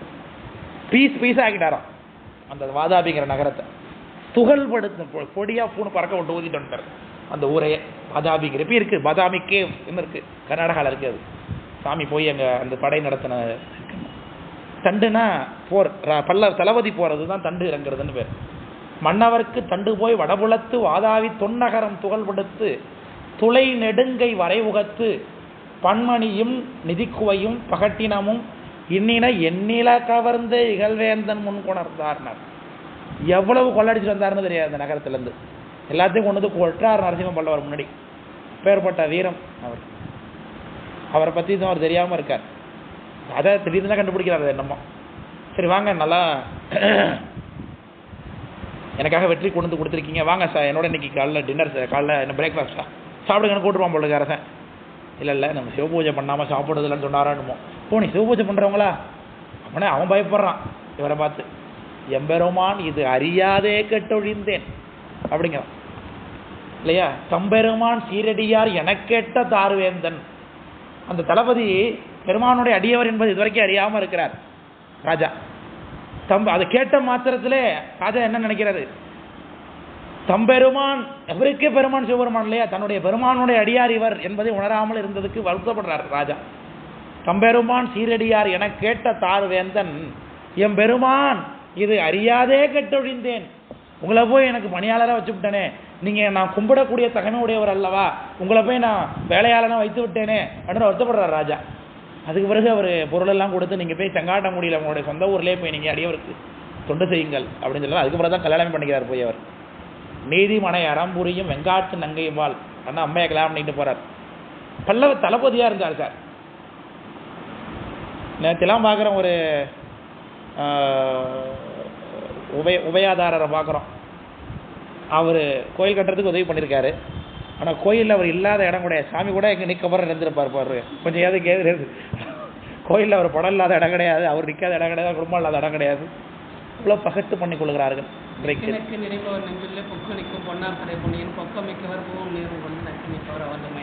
அதனால தெரியாதவங்களுக்கு அது இல்லாதவங்களுக்கு எப்படி கிடைக்கும்? இருக்கிறவன் அந்த ஞானம் இல்லாதவன் தன்கிட்ட இருக்கக்கூடிய சிறிய அளவு பொருள் தான் பெரிய விஷயம். தன்னால தான் இது நடக்குது, தன்னால தான் இது நடக்குது என்பதனால அப்படி நினைத்துக் கொள்கிறார்கள். திருத்தொண்ட நாயனார் அவ்வளோ பெரிய பலசாலி, அவர்கிட்ட இல்லாத காசு கிடையாது, முன்னிறையும் உடையன்னு சொல்லுகிறார். 3 வகை பசு என்கிட்ட இருக்குது, நீங்கள் எந்த பசுவை சாப்பிடுங்க அதை சொல்லுங்கள், எனக்கு சொல்லுங்கள் முதல்ல அப்படின்னு இவர் கேட்குறாரு. நம்மை பரிந்து விட்ட உம்மால் முடியாது அப்படின்னு சாமி அவர்கிட்ட சொல்கிறார். என்னை பாசமாக அன்பாக சாப்பாடு கொடுக்கறதுக்கு ஒன்றாலாம் முடியாது, நம்மை பரிந்து விட்ட உம்மால் முடியாது. அப்போ ஈசனடியார் அருள் செய்தால் தேட உணாததும் உளவோ நீர் அருளி செய்யும் அப்படிங்கிறார் இவர் சாமியை பார்த்து. நீர் அருளி செய்யும், உங்களுக்கு என்ன வேணுங்கிறத நீர் அருளி செய்யும். 6 மூவிருது கழித்து பசுவைத்து உண்பது அப்படின்னார் அவர். அப்போ 3 வகை நிறையும் உடையேன் அப்படின்னு அவர் சொன்னார். அதுக்கு உரை எழுதுறாங்க அப்படின்னா, கன்று போட்டு பால் கொடுத்து கொண்டிருக்கக்கூடிய பசு, கன்று போடாது சினையாக இருக்கக்கூடிய பசு, கன்றே இன்னும் சினையே ஆகாத கன்னி கிளம் பசு, இப்படி 3 வகை பசுவும் என்கிட்ட இருக்குது. இதில் எந்த பசுவை நீங்கள் சாப்பிடுங்க சொல்லுங்கள், அதை நான் தயார் பண்ணி தரேங்கிறார் இவருங்கிறாங்க. சில பேர் என்ன எழுதுறாங்க, பசு எருமை மாடு இது 3மே உண்டு. உங்களுக்கு இதில் எந்த நான்வெஜ் நீங்கள் ரொம்ப விரும்புறீங்க? என்ன பிரியாணி உங்களுக்கு, மட்டனா சிக்கனா சொல்லுங்க. நான் ஹியூமன் பிரியாணி தான் சாப்பிட்றதுங்கிறார் அவர். பட்டர் சிக்கன்லாம் ரொம்ப ஓல்டு ஃபேஷன் சார் அப்படிங்கிறார் அவர். நான் 9 நரப்பசு அப்படிங்கிறார் அவர். நான் 9 நரப்பசு, அதுவும் சாதாரண பசு இல்லை. ஒரு குடிக்கு ஒரு புதல்வன், தாய் நேர் நின்று அறிய தந்தை தந்தை நேன்று அறிய தாய் பிடிக்க மறுவில்லாத உறுப்புகளுடைய ஒரு சிறுவனை. நாம் அவங்க ரொம்ப என்னது நடுக்கமில்லாமல் அவங்க சமைச்ச சாப்பாட்டை நாம் 8 உண்பது அப்படின்னு கண்டிஷன் பண்ணவர். சரி, அதெல்லாம் இருந்துருப்போம், அது சரித்திரம் நமக்கு இப்போ வேணாம். அவருடைய பக்தியை சொல்லுகிறோம். அப்படி அடியவர்களை பார்த்து அவர் என்ன செய்வாராம், அவர் மேதகையோர் நினைக்கிறார். அப்பேற்பட்ட பெருமானார் ஒரு யாராவது ஒருத்தன் உத்ராட்சம் நம்ம சும்மா கடையில் குறவன்ட்ட வாங்கி கட்டிட்டு வந்தால் கூட அவங்கள பார்த்து இவர் என்னவோ நினைப்பாராம், அவர் மேதகையோர் அவங்க தான் பெரியவங்கன்னு அவர் நினைத்து கொள்கிறார். அப்படிப்பட்ட பக்குவத்தோடு வாழ்ந்திருக்கிறார் நாயன்மார்கள். அப்படி இருந்திருக்கிறாங்க. மேதகையோர் அவர் முன்பு மிகச்சிறியராய் அடைந்தார். அப்படி நம்ம ஒரு நாளாவது வாழ பழகணுமா? அப்படி ஒரு நாளாவது நம்ம வாழ்க்கையை அமைத்து கொண்டா தான் நம்ம உண்மையிலக்கம் படித்திருக்கோங்கிறதுக்கு ஆதாரங்க. நம்ம அதை வாழ்க்கையில் பயன்படுத்தி கொள்ள வேண்டும், நடைமுறைக்கு வர வைத்துக் கொள்ள வேண்டும். அது வராத வரைக்கும் நீ உண்மையிலக்கம் 1000 தடவை படித்தாலும் அது கிடையவே கிடையாது, படித்ததுக்கான புண்ணியம் கிடையாது. பாட்டை படிக்கலாம், அவ்வளோதான், முற்றுவதல் மாதிரி போயிட்டு இருக்கோம். அதுதான் இல்லையா? மனசுக்குள்ளே நம்ம அடியாரை பார்த்தா கும்பிடணும். இந்த அடியார் ஒருத்தர் வந்தாருன்னா சுவாமி தான் அவங்க இவங்களை உபசரிக்கிறது சுவாமி உபசரிக்கிறது அப்படின்னு என்றைக்கு நம்ம 2 பார்க்க கற்றுக்கொண்டிருந்தோம்னா அன்றைக்கு நீங்கள் சிவஞான போதத்தினுடைய கருத்தை செயல்படுத்தி கொண்டிருக்கிறீர்கள்னு அர்த்தம், படிக்காமலே. ஆனால் நமக்கு சிவஞான போதத்தையும் படிச்சுவிட்டு நமக்கு ஒரு அடியாரை பார்த்து அவங்களுக்கு கும்பிட தெரில, அவங்க உட்காந்தாங்கன்னா நம்ம சேரை விட்டு கொடுக்க நமக்கு திராணி வரலன்னா நம்ம சிவஞான போதம் படிக்கலன்னு அர்த்தம். அவங்க உட்காரட்டும், அவங்க கேட்கட்டும், அவங்க சந்தோஷமாக இருக்க வேண்டும், அவர்களுக்கு அந்த உபச்சாரணை நம்ம கொடுக்க வேண்டும். அந்த வழிபாடு அதுதான், அடியவருக்கு செய்வது தான் வழிபாடு என்று சொல்லுகிறது, எல்லாமே சொல்லுகிறது. சிவஞான செய்தியுடையோர் கையில் திலம் அளவே ஈனும், அது திருபுவனம் முழுவதையும் நீங்கள் ஞானம் கொடுத்ததுக்கான பலனை கொடுக்கும்னு சொல்லுகிறது சித்தியார். அதனால் அடியவரை வழிபாடு செய்வது தான் இங்கே கடைசியில் சொல்லக்கூடியது எல்லாமே. அதனால் ஆசான், லிங்கம், உயர் வேடம் இந்த 3மே வழிபாடு செய்த ஆட்கள் நம்ம நாயன்மார்கள் பட்டியலில் இருக்கிறாங்க. குருநாதரை வழிபாடு செய்தவர்கள், குருநாதரை வழிபாடு செய்தவர்கள் நமக்கு பெருமையில் குருமநாயனார், சுந்தரமூர்த்தி சாமியோட குருநாதராக பார்த்து வழிபாடு பண்ணுகிறார். அப்புறம் சோமாசிமார நாயனார் இருக்கார், சுந்தரமூர்த்தி சாமி பூஜரிகள் நாயனார் அப்பர் சாமியை குருநாதரை நினைத்து கொண்டு இருக்கிறார். நாவுக்கரசு எனும் நல்ல திருநாமம் என்றே அவர் வாழ்ந்தார். நாவுக்கரசு எனும் நல்ல திருநாமம் அப்படின்னு சொல்லுகிறார். நேத்தன சாமியோட குரு பூஜை இல்லையா? இப்போ நேற்று சாமியோட குரு பூஜை, வர புதன்கிழமையா செவ்வாய்க்கிழமை திருத்தொண்ட நாயனாருடைய குரு பூஜை. அன்றைக்கி ரொம்ப விசேஷமாக இருக்கும். திருச்செங்கோட்டை வாய்ப்பு இருந்தால் போயெல்லாம் தரிசனம் பண்ணுங்கள். வாய்ப்பு இருந்து கிடைக்கும் போதே விடாமல் இன்று நன்று நாளை நன்று என்று சொன்ன இத்தையால் பொன்றுகின்ற வாழ்க்கையை போக விட்டு போதுமின் வெண்தயங்கு சோதியான் வெண்மதி. யாருங்க ஐயா? யாரை தேடி வந்தீங்க சொல்லுங்க? மீனாட்சி மாறாத இருக்கீங்களா இங்கே? சரி. அதில் பொன்றுகின்ற வாழ்க்கையை போக விட்டு போதுமின் வெண்தயங்கு சோதியான் வெண்மதி விரி சுடர் கொன்றை தொன்று தென்னியான் கோடிக்கு ஆவு சேர்மினே. இன்னைக்கே போகணுங்கிறார். திருத்தொண்டாயனர் விழா வர புதன்கிழமை நடக்க போகிறது. புதன் வியாழனா செவ்வாய் புதனா? திங்கள் செவ்வாயா? கப்பரத்தெல்லாம் விடுங்க, வெள்ள சாத்தி அன்னைக்கு 7ஆம் தேதி செவ்வாய். சரி, செவ்வாய்க்கிழமை. செவ்வாய்க்கிழமை காலையிலே நீங்கள் போனீங்கன்னா உத்திராபதி புறப்பாடு பார்க்கலாம்.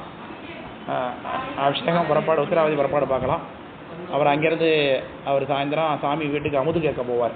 5 மணிக்கு பவளக்கால் சப்பரத்தில். அது நாளை 6 மணி போல் நாயனரோட வீட்டுக்கு போவார். அதெல்லாம் ஐதீகமாகவே நடத்துவாங்க. பெரிய புராணத்துக்காகவே ஒரு விழா நடக்குதுன்னா திருச்சாங்கனகுடியில் தான். அது எவையெல்லாம் பார்க்க வேண்டும். அந்த புராணத்தில் எப்படி அது நடக்க போகும். அதே மாதிரி உத்திராபதியார் எப்படி சாமி எங்கள் வீட்டுக்கு அவர் வீட்டுக்கு வந்தாரோ அதே போல் அங்கே இருப்பார். இரவு மூர்த்தி 2 கரங்களோடு இருப்பார். அந்த மூர்த்தி தேவராஜான்னு பேர் அவருக்கு. நாயனார் வீட்டு வாசலில் போய் நின்றுப்பார். புராணத்தில் அப்படி தான் முதல்ல போய் நாயனார் வீட்டு வாசலில் போய் நின்று கொண்டு தொண்டனாருக்கு என்னாலும் சோரளிக்கும் திருத்தொண்டரை மனைக்கு உண்டோ அப்படின்னு அவர் கேட்பார். வெளில இருந்துக்கிட்டு அவன் உள்ளே இருந்து அந்த அம்மையார் வேலைக்கார அம்மா வருவாங்க, சந்தனமாம் தாதின்னு. வந்தணைந்து வினவுவார் மாதவரே யாமென்று சந்தனமாம் தையலார் வந்து கேட்பார் அப்படின்னு இருக்கும். எந்தமையால் உடையீரே அகத்தெழுந்து அருளும் உள்ள வாங்க அப்படின்னு அவங்க அம்மா கூப்பிடுவாங்க. மடவரலை முகம் நோக்கி மாதரார் தனியிடந்து இடவகையில் தனி புகுதும். பெண்கள் தனியாக இருக்கிற இடத்துல நான் உள்ள வர்றது கிடையாது. உத்தராபதியோ, நான் உத்தராபதி வடக்கேருந்து வந்திருக்கேனா, என்னுடைய விரத முறைகள்லாம் வேற, பெண்கள் இருக்கிற இடத்துல நான் இருக்கிறது கிடையாது. சிறுத்தொண்டரை காணவும் எப்பொரிசும் அவரன்றீரோம், அவர் இல்லாமல் நான் இருக்க மாட்டேன், அவரை பார்க்க தான் நான் வந்தேன் என்று அவர் சொல்லுகிறார் சாமி. அதெல்லாம் அந்த உடனே ஒரு போறாருன்னு உடனே உள்ளேருந்து சொந்த திருவெங்காட்டம்மை உடையாந்து கேட்குறாங்க. நீங்கள் வந்தீங்கன்னு அவர் கேள்விப்பட்டானா ரொம்ப சந்தோஷப்படுவார்.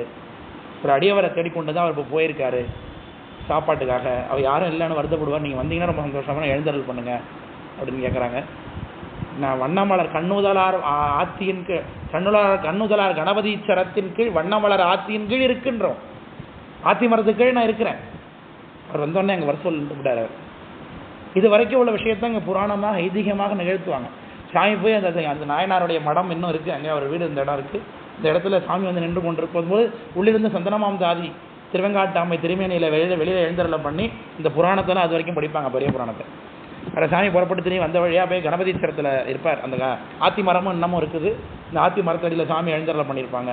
இரவு முழுக்க பார்த்தீங்கன்னா மாவிளக்கெல்லாம் போடுவாங்க. ஜனங்கள்லாம் வந்து மாவிளக்கு போடுறது, மொட்டை அடிக்கிறது, அளவு ஊற்றுறது, இந்த தீமிதி மட்டும் தான் நடக்கலாங்க, எல்லாம் நடக்கும். அவ்வளோ ஒரு குலதெய்வமாக அவர் கும்பிட்றாங்க எல்லா மக்கள் தெய்வத்தை. ஆமாம் ஆமாம் ஆமாம், உண்டு உண்டு உண்டு உண்டு கும்பிடுறாங்க. அதுக்கு பிறகு இரவு 12 மணிக்கு ஐதீகம் சாமி நாயனார் வருவார். திருத்தொண்ட நாயனார் திருமேனியே பார்க்குறது ரொம்ப ஆச்சரியமாக இருக்கும் நமக்கு. கையில் கீழே பக்கத்தில் தான் பிள்ளையோட நிற்பார். அந்த சாமிக்கு பிரசாதமாக கொடுத்தார் இல்லையா, அதனால சீராள தேவர் கூடவே இருப்பார். அவர் 2 பேரும் கும்பிட்ட வண்ணமாக அந்த திருமேனியை எழுந்தருளை பண்ணி இரவு 2 பேரும் அந்த எப்படி மரத்தடியில் எப்படி 2 பேரும் சம்பாஷித்து கொண்டார்கள் அந்த புராணத்தெல்லாம் அங்கே படிப்பாங்க. நம்மை பரிந்து விட்டு உம்மால் முடியாதுன்னு அவர் சொல்ல, நீங்கள் இயேசுநடியார் அருளி செய்தால் தேட உணாதம் உள்ளது நீர் அருளி செய்யும் இவர் சொல்ல, அப்புறம் மூவகையினர் இது 6 மூவிரது கழித்து பசுவீத்தி உண்பது அண்ணா அவர் சொல்ல, பூவகை நிறையும் உடையும் நீர் அருளி செய்யும் இவர் சொல்ல, யாம் உண்பது அறப்பசு அப்படின்னு சொல்லி உறுப்பில் 5 பிராயத்தில் உறுப்பில் குறையில்லாத 5 பிராயத்தில் தந்தை அறிய தாய் நெருபிடிக்க ஏதமில் அமைத்த கரியமுது யாம் இட்டு உண்பது குற்றமில்லாமல் அமைத்தது ஆகிய கரியை நான் சாப்பிட்றதுன்னாரு. யாதும் அறியது இல்லை அப்படின்னு விட்டாருங்க அவர். அப்போ கூட ஒன்றும் பிரச்சனை இல்லை, இதெல்லாம் செய்ய முடியும் நாங்களாலன்ட்டு விட்டார் இவர். அவர் வந்துட்டு சோகமாக வந்து அதோட திரும்பி புறப்பட்டு போயிடுறாங்க. அப்புறம் அகைன் போய் சமைச்சிட்டு திரும்ப வந்து கூப்பிடுறாரு. அது அங்கே ஐதீகம் பண்ணுறதில்ல. அதுக்கு பிறகு ஒரு 4 மணி போல் சாமி உத்திராவதி புறப்பட்டு அங்கே சாமியோட மடத்துக்கு போவாங்க. அங்கே உள்ள அந்த பலியிடக்கூடிய சீராளரை வெட்டி கறி சமைக்கக்கூடிய இடம் அங்கே தனியாக ஒரு இடத்துல இருக்கும். அதை வந்து திரையிட்டு கொண்டு ஓதுவார்கள் எல்லாம் அதுக்கு காரியத்தை செய்யக்கூடியவர்கள், அந்த விஷயத்தை ஐதீகத்தை செய்யக்கூடியவர்கள் உள்ளே இருப்பாங்க. அந்த புராணம் படிப்பாங்க. அதுக்கு பிறகு எப்படி ஸ்கூல்லேருந்து பிள்ளைய கூப்பிட்டு வர்றது, அந்த அப்புறம் முழுசாவே படிப்பாங்கல்ல. ஆமாம், முழுசாக திரும்ப புராணத்தை முழுசாக படிப்பாங்க. இப்போவே நிகழ்கிற மாதிரி இருக்கும். ஆமாம், படிக்கும்போது அதிகாலை 4 மணிக்கெல்லாம் அதை நடத்துவாங்க. ஒரு கிச்சு ராமான்னு சத்தம் கேட்காது. அவ்வளவு அந்த புராண விஷயத்தை கேட்பதற்காக மக்கள் எல்லாம் அமர்ந்து இருப்பாங்க. அதே மாதிரி வேறு வாசல் வழியாக பூந்து ஓடுறது அந்த கோயில் தான் பார்க்கலாம். அப்போ அந்த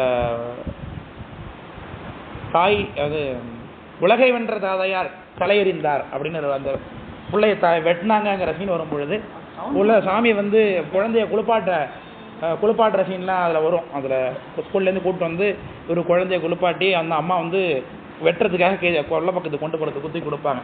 குஞ்சு திரித்து முகம் துடைத்து கொட்டை அறை நான் துகள் நீக்கி மஞ்சள் அடித்து அதற்கிறங்கி உச்சி மோராதே அவங்க தூக்கி அவர்கிட்ட என்ன முத்தம் கொடுத்தா அது எச்சில் ஆகிடும், அது சுவாமிக்குரிய பண்டம் அது, அதனால அப்படியே அதை வாங்கி தோளில் ஏற்றி கொண்டு ஒரு கொள்ளையில் வச்சுப்பார். இந்த அம்மா அண்ணன் கூட அந்த கறியெல்லாம் வெட்டி போடுறதுக்கு சரி சட்டி அருவாமனைலாம் எடுத்துக்கிட்டு இவங்க கொள்ளைக்கு போவாங்க. அப்புறம் அங்கே போய் அவர் அப்பாவும் அம்மாவும் நம்மகிட்ட இதை விளையாட்டு காட்டுறாங்க போல இருக்கு, என்ன அந்த புள்ளசி. அப்புறம் தாய் குழந்தை வெட்டும்பொழுது துடிக்கக்கூடாது என்பதற்காக மடியின் புடையடுக்கி அவள் அழித்து கொள்றதெல்லாம் புராணத்தில் அவ்வளோ அற்புதமாக சாமி காமிச்சிருப்பார் சேக்கரார் சாமி, நமக்கு அனுபவிக்க வேண்டும் என்பதற்காக. இது ரொம்ப எளிமைப்படுத்திருக்காரு நமக்காக. இன்னும் நாட்டுப்புற இயல்ல இதை விட கொடூரமாக இருக்குது, நாடகமாக நடிப்பாங்க அங்கே, அதில் இதை விட இன்னும் கொடூரமாக இருக்குது. சேக்கரார் சாமி நம்மால் கருணையினால நம்மளால் தாங்க முடியாதுங்கிறதுக்காக இந்த அளவுக்கு எளிமைப்படுத்தி காண்பிச்சிருக்காரு இந்த புராணத்தை. அதுக்கப்புறம் குழந்தைய உலகை வென்ற தாதையார் கலை இருந்தாருங்கும் பொழுது ஒரு மண்பானையில் தண்ணி வச்சு டொப்னு அதில் சத்தம் போட்டு உடைக்கிற மாதிரி சத்தம் கேட்கும். அதை காதில் வாங்குறதா எல்லாரும் இருப்பாங்க. இந்த பச்சை மட்டையில் தண்ணியை ஊற்றி சலன்னு அலசுறது மாதிரி குழந்தை கொள்பாட்டும் போது அந்த பாட்டு வாசிக்கும் பொழுது அது கேட்குறது மாதிரி அதெல்லாம் அனுபவபூர்வமாக அன்னைக்கு அனுபவிக்கலாம். புதன்கிழமை காலையில் இல்லையா, காலையில் ஒரு 4 மணி விடிய காலத்தால், அதனால் நீங்கள் செவ்வாய்க்கிழமை போயிட்டாங்க போனால் அதெல்லாம் அனுபவிக்கலாம். அதனால் நீங்கள் போகிறதா இருந்தாக்க நிச்சயமாக அந்த ஊருக்கு போகும்போது காரில் போகிறது நல்லது. டிரான்ஸ்போர்ட்டேஷன்ஸ் எல்லாம் ரொம்ப கம்மியாக இருக்கும், தண்ணி குளிக்கிற வசதியெல்லாம் ரொம்ப கம்மியாக இருக்கும். அதனால் சொகுசாக இருந்தோம்னா நம்மளால் அதை அனுபவிக்க முடியாது. அதையும் நான் இங்கே சொல்லிடுறேன். அடியாரோடு அடியாக மண்ணோட மண்ணாக பொழுதியோட பொழுதியாக இருக்க உங்களால் முடியும்னா போங்க அந்த ஊருக்கு, இதுதான் வாய்ப்பு, சரிதானே? சரி, அதனால் அப்படி அடியவர்களுக்காக அப்புறம் திருவிழா அது முடிஞ்ச உடனே உத்திராவதி 2 நாள் ஆர்ப்பாட்டத்தினாலே அப்பேற்பட்ட ஆர்ப்பாட்டம் உத்திராவதி ஏற்பாடு நடக்கும். அவர் மறைஞ்சிடுறாரு இல்லையா, அதுக்காக அவங்க என்ன பண்ணுவாங்கன்னா மௌன உற்சவம் போல் எந்த சப்தமும் இல்லாமல் தோலுக்கு மேலே தூக்காமல் சாமியை சத்தம் போடாமல் தூக்கிட்டு போய் கொல்லை வழியாக கொண்டு போயிடுவாங்க உள்ள, அவர் மறைஞ்சிட்டாருங்கிற ஐதீகத்துக்காக. அது அவர் பழைய கண்டிஷன் போடுறாருல சாமி, சாப்பாடெல்லாம் சமைச்சிட்டாங்க, எப்படி கறி சமைக்கிறார் என்பதெல்லாம் சேக்கரார் சாமி சொல்லுகிறார்.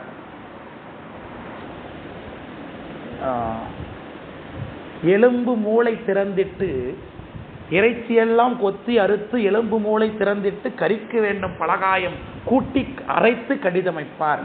அந்த சமைச்சாங்கிற சொல்கிறார். எலும்பெல்லாம் உடைச்சி உள்ளே இருந்து அந்த மஜ்ஜையை எடுத்தாங்களா வெளில சமைக்கிறதுக்குன்னு சொல்கிறார். இறைச்சியெல்லாம் கொத்தி அறுத்து எலும்பு மூளை திறந்திட்டு கறிக்கு வேண்டும் பலகாயம் கூட்டி காயம் வெங்காயம் பூண்டு இந்த மாதிரி மசாலா பொருட்கள் எல்லாம் அதில் சேர்த்து அரைத்து கடிதமைப்பா வேகமாக சமைச்சாங்களாம். சமைச்சு முடிச்சுட்டு ஒரு ஓடனார் போய் கூப்பிட்றாரு, நேட்டாயிட்டு அப்படின்ட்டு. சரி எல்லாம் சமைச்சிங்களா, எல்லா உறுப்பும் சமைச்சிட்டிங்களா? சரி, நமக்கு இந்த தலைக்கறி தான் ரொம்ப பிடிக்கும், அது இருக்கா அப்படின்னு கேட்குறது. ஐயோ அதை நான் தூக்கி போட்டேங்க சார், ஏன்னா அறுத்த தலையின் இறைச்சி அமுதுக்கு ஆகாது என்று கழித்தோம். ஐயோ அதெல்லாம் ரொம்ப பிடிக்கும் நமக்கு அப்படின்ட்டார் அவருக்கு. இப்போ என்ன செய்யறது அப்படின்னு. அப்புறம் சந்தனமும் ஜாதி அவங்க சமைச்சு வச்சிருக்கிறாங்க அந்த அம்மா. அந்த மாதிரி ஒரு பணியாளர் யாரும் கிடைப்பாங்க? நம்மளா இருந்தால் முதல்ல வெளியில் போய் ஓடி போய் சொல்லிட்டு வந்தோம், இந்த வீட்டில் அநியாய அக்கிரமம் நடக்குது, யாராவது கேட்குறீங்களா அப்படின்னு போய் பதாட்டமா.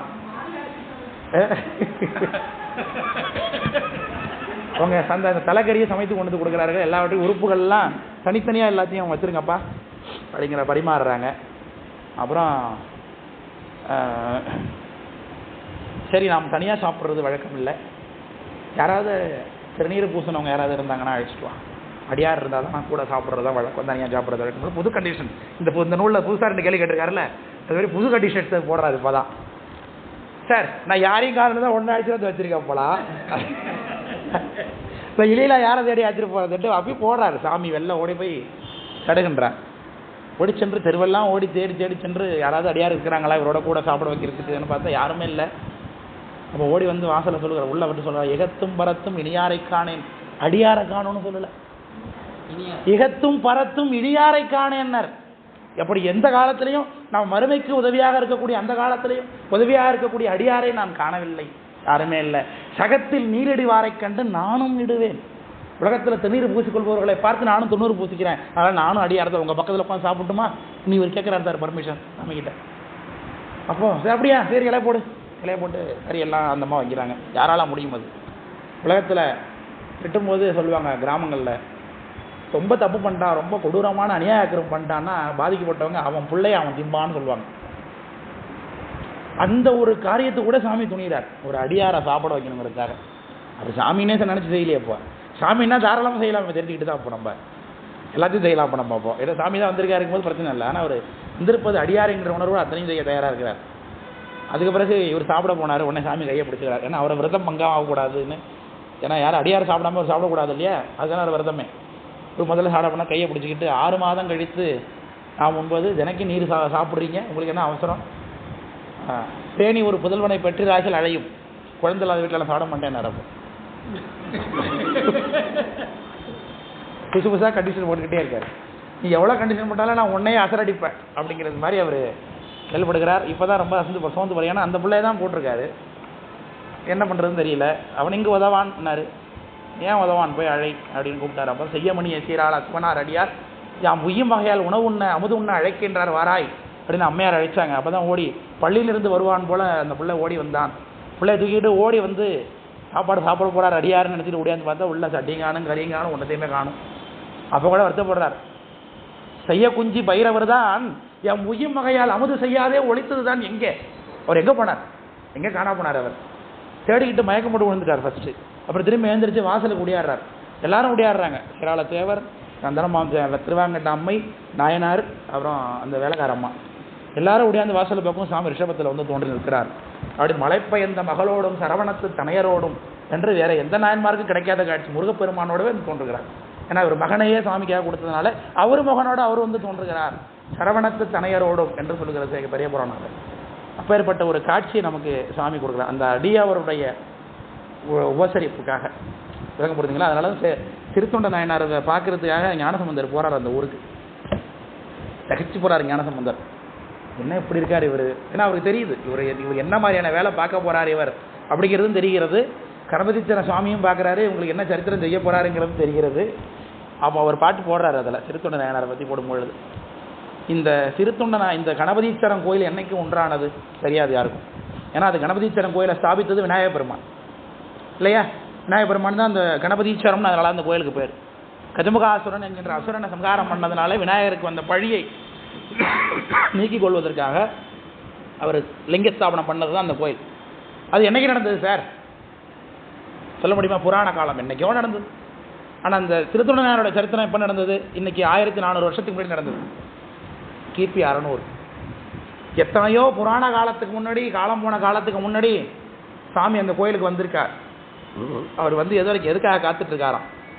என்னைக்கு திருத்தொண்ட நாயனார் அவதாரம் பண்ணுவார், அவர் என்னைக்கு நாம் அருள் பண்ணலான்னு சாமி காத்துட்டு இருக்காராம் அந்த ஊரில். இதை கண்டுபிடிச்சு சொல்றது யாரு?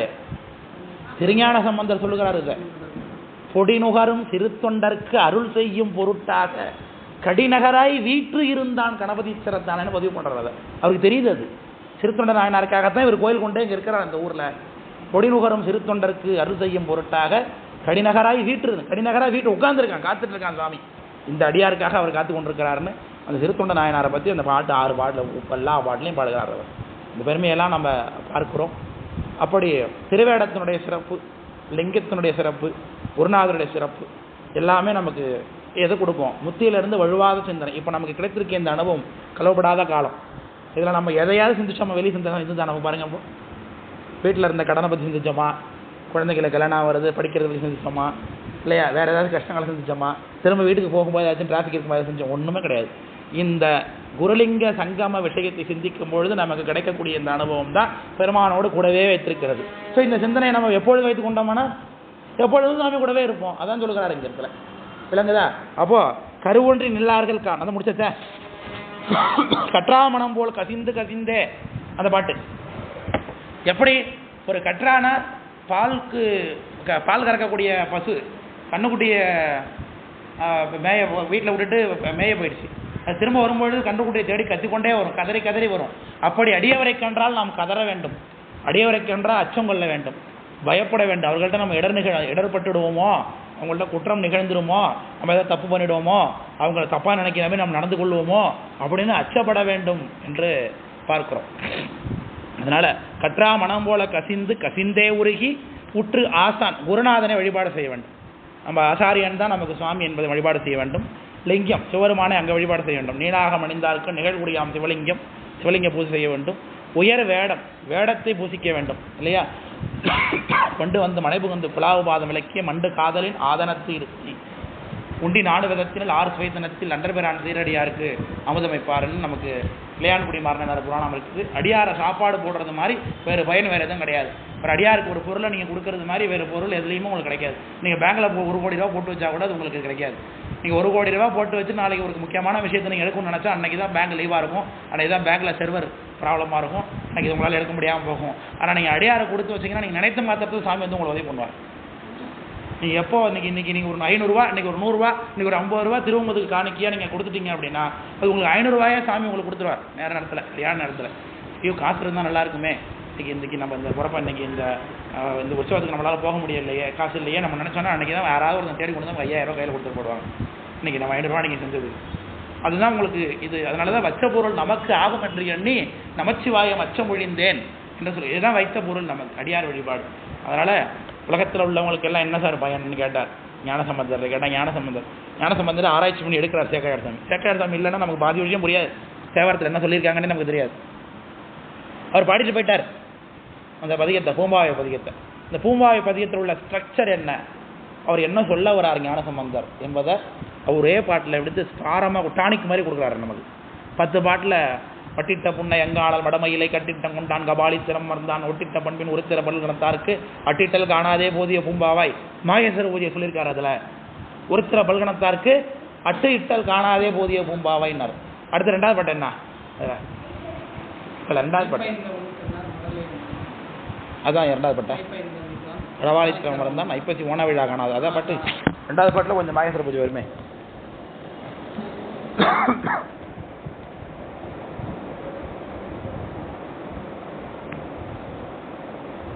ரெண்டாவது பாட்டிலையும் 3வது பாட்டிலையும் மகேஸ்வர பூஜை பற்றி வரும் உங்களுக்கு குறிப்பு.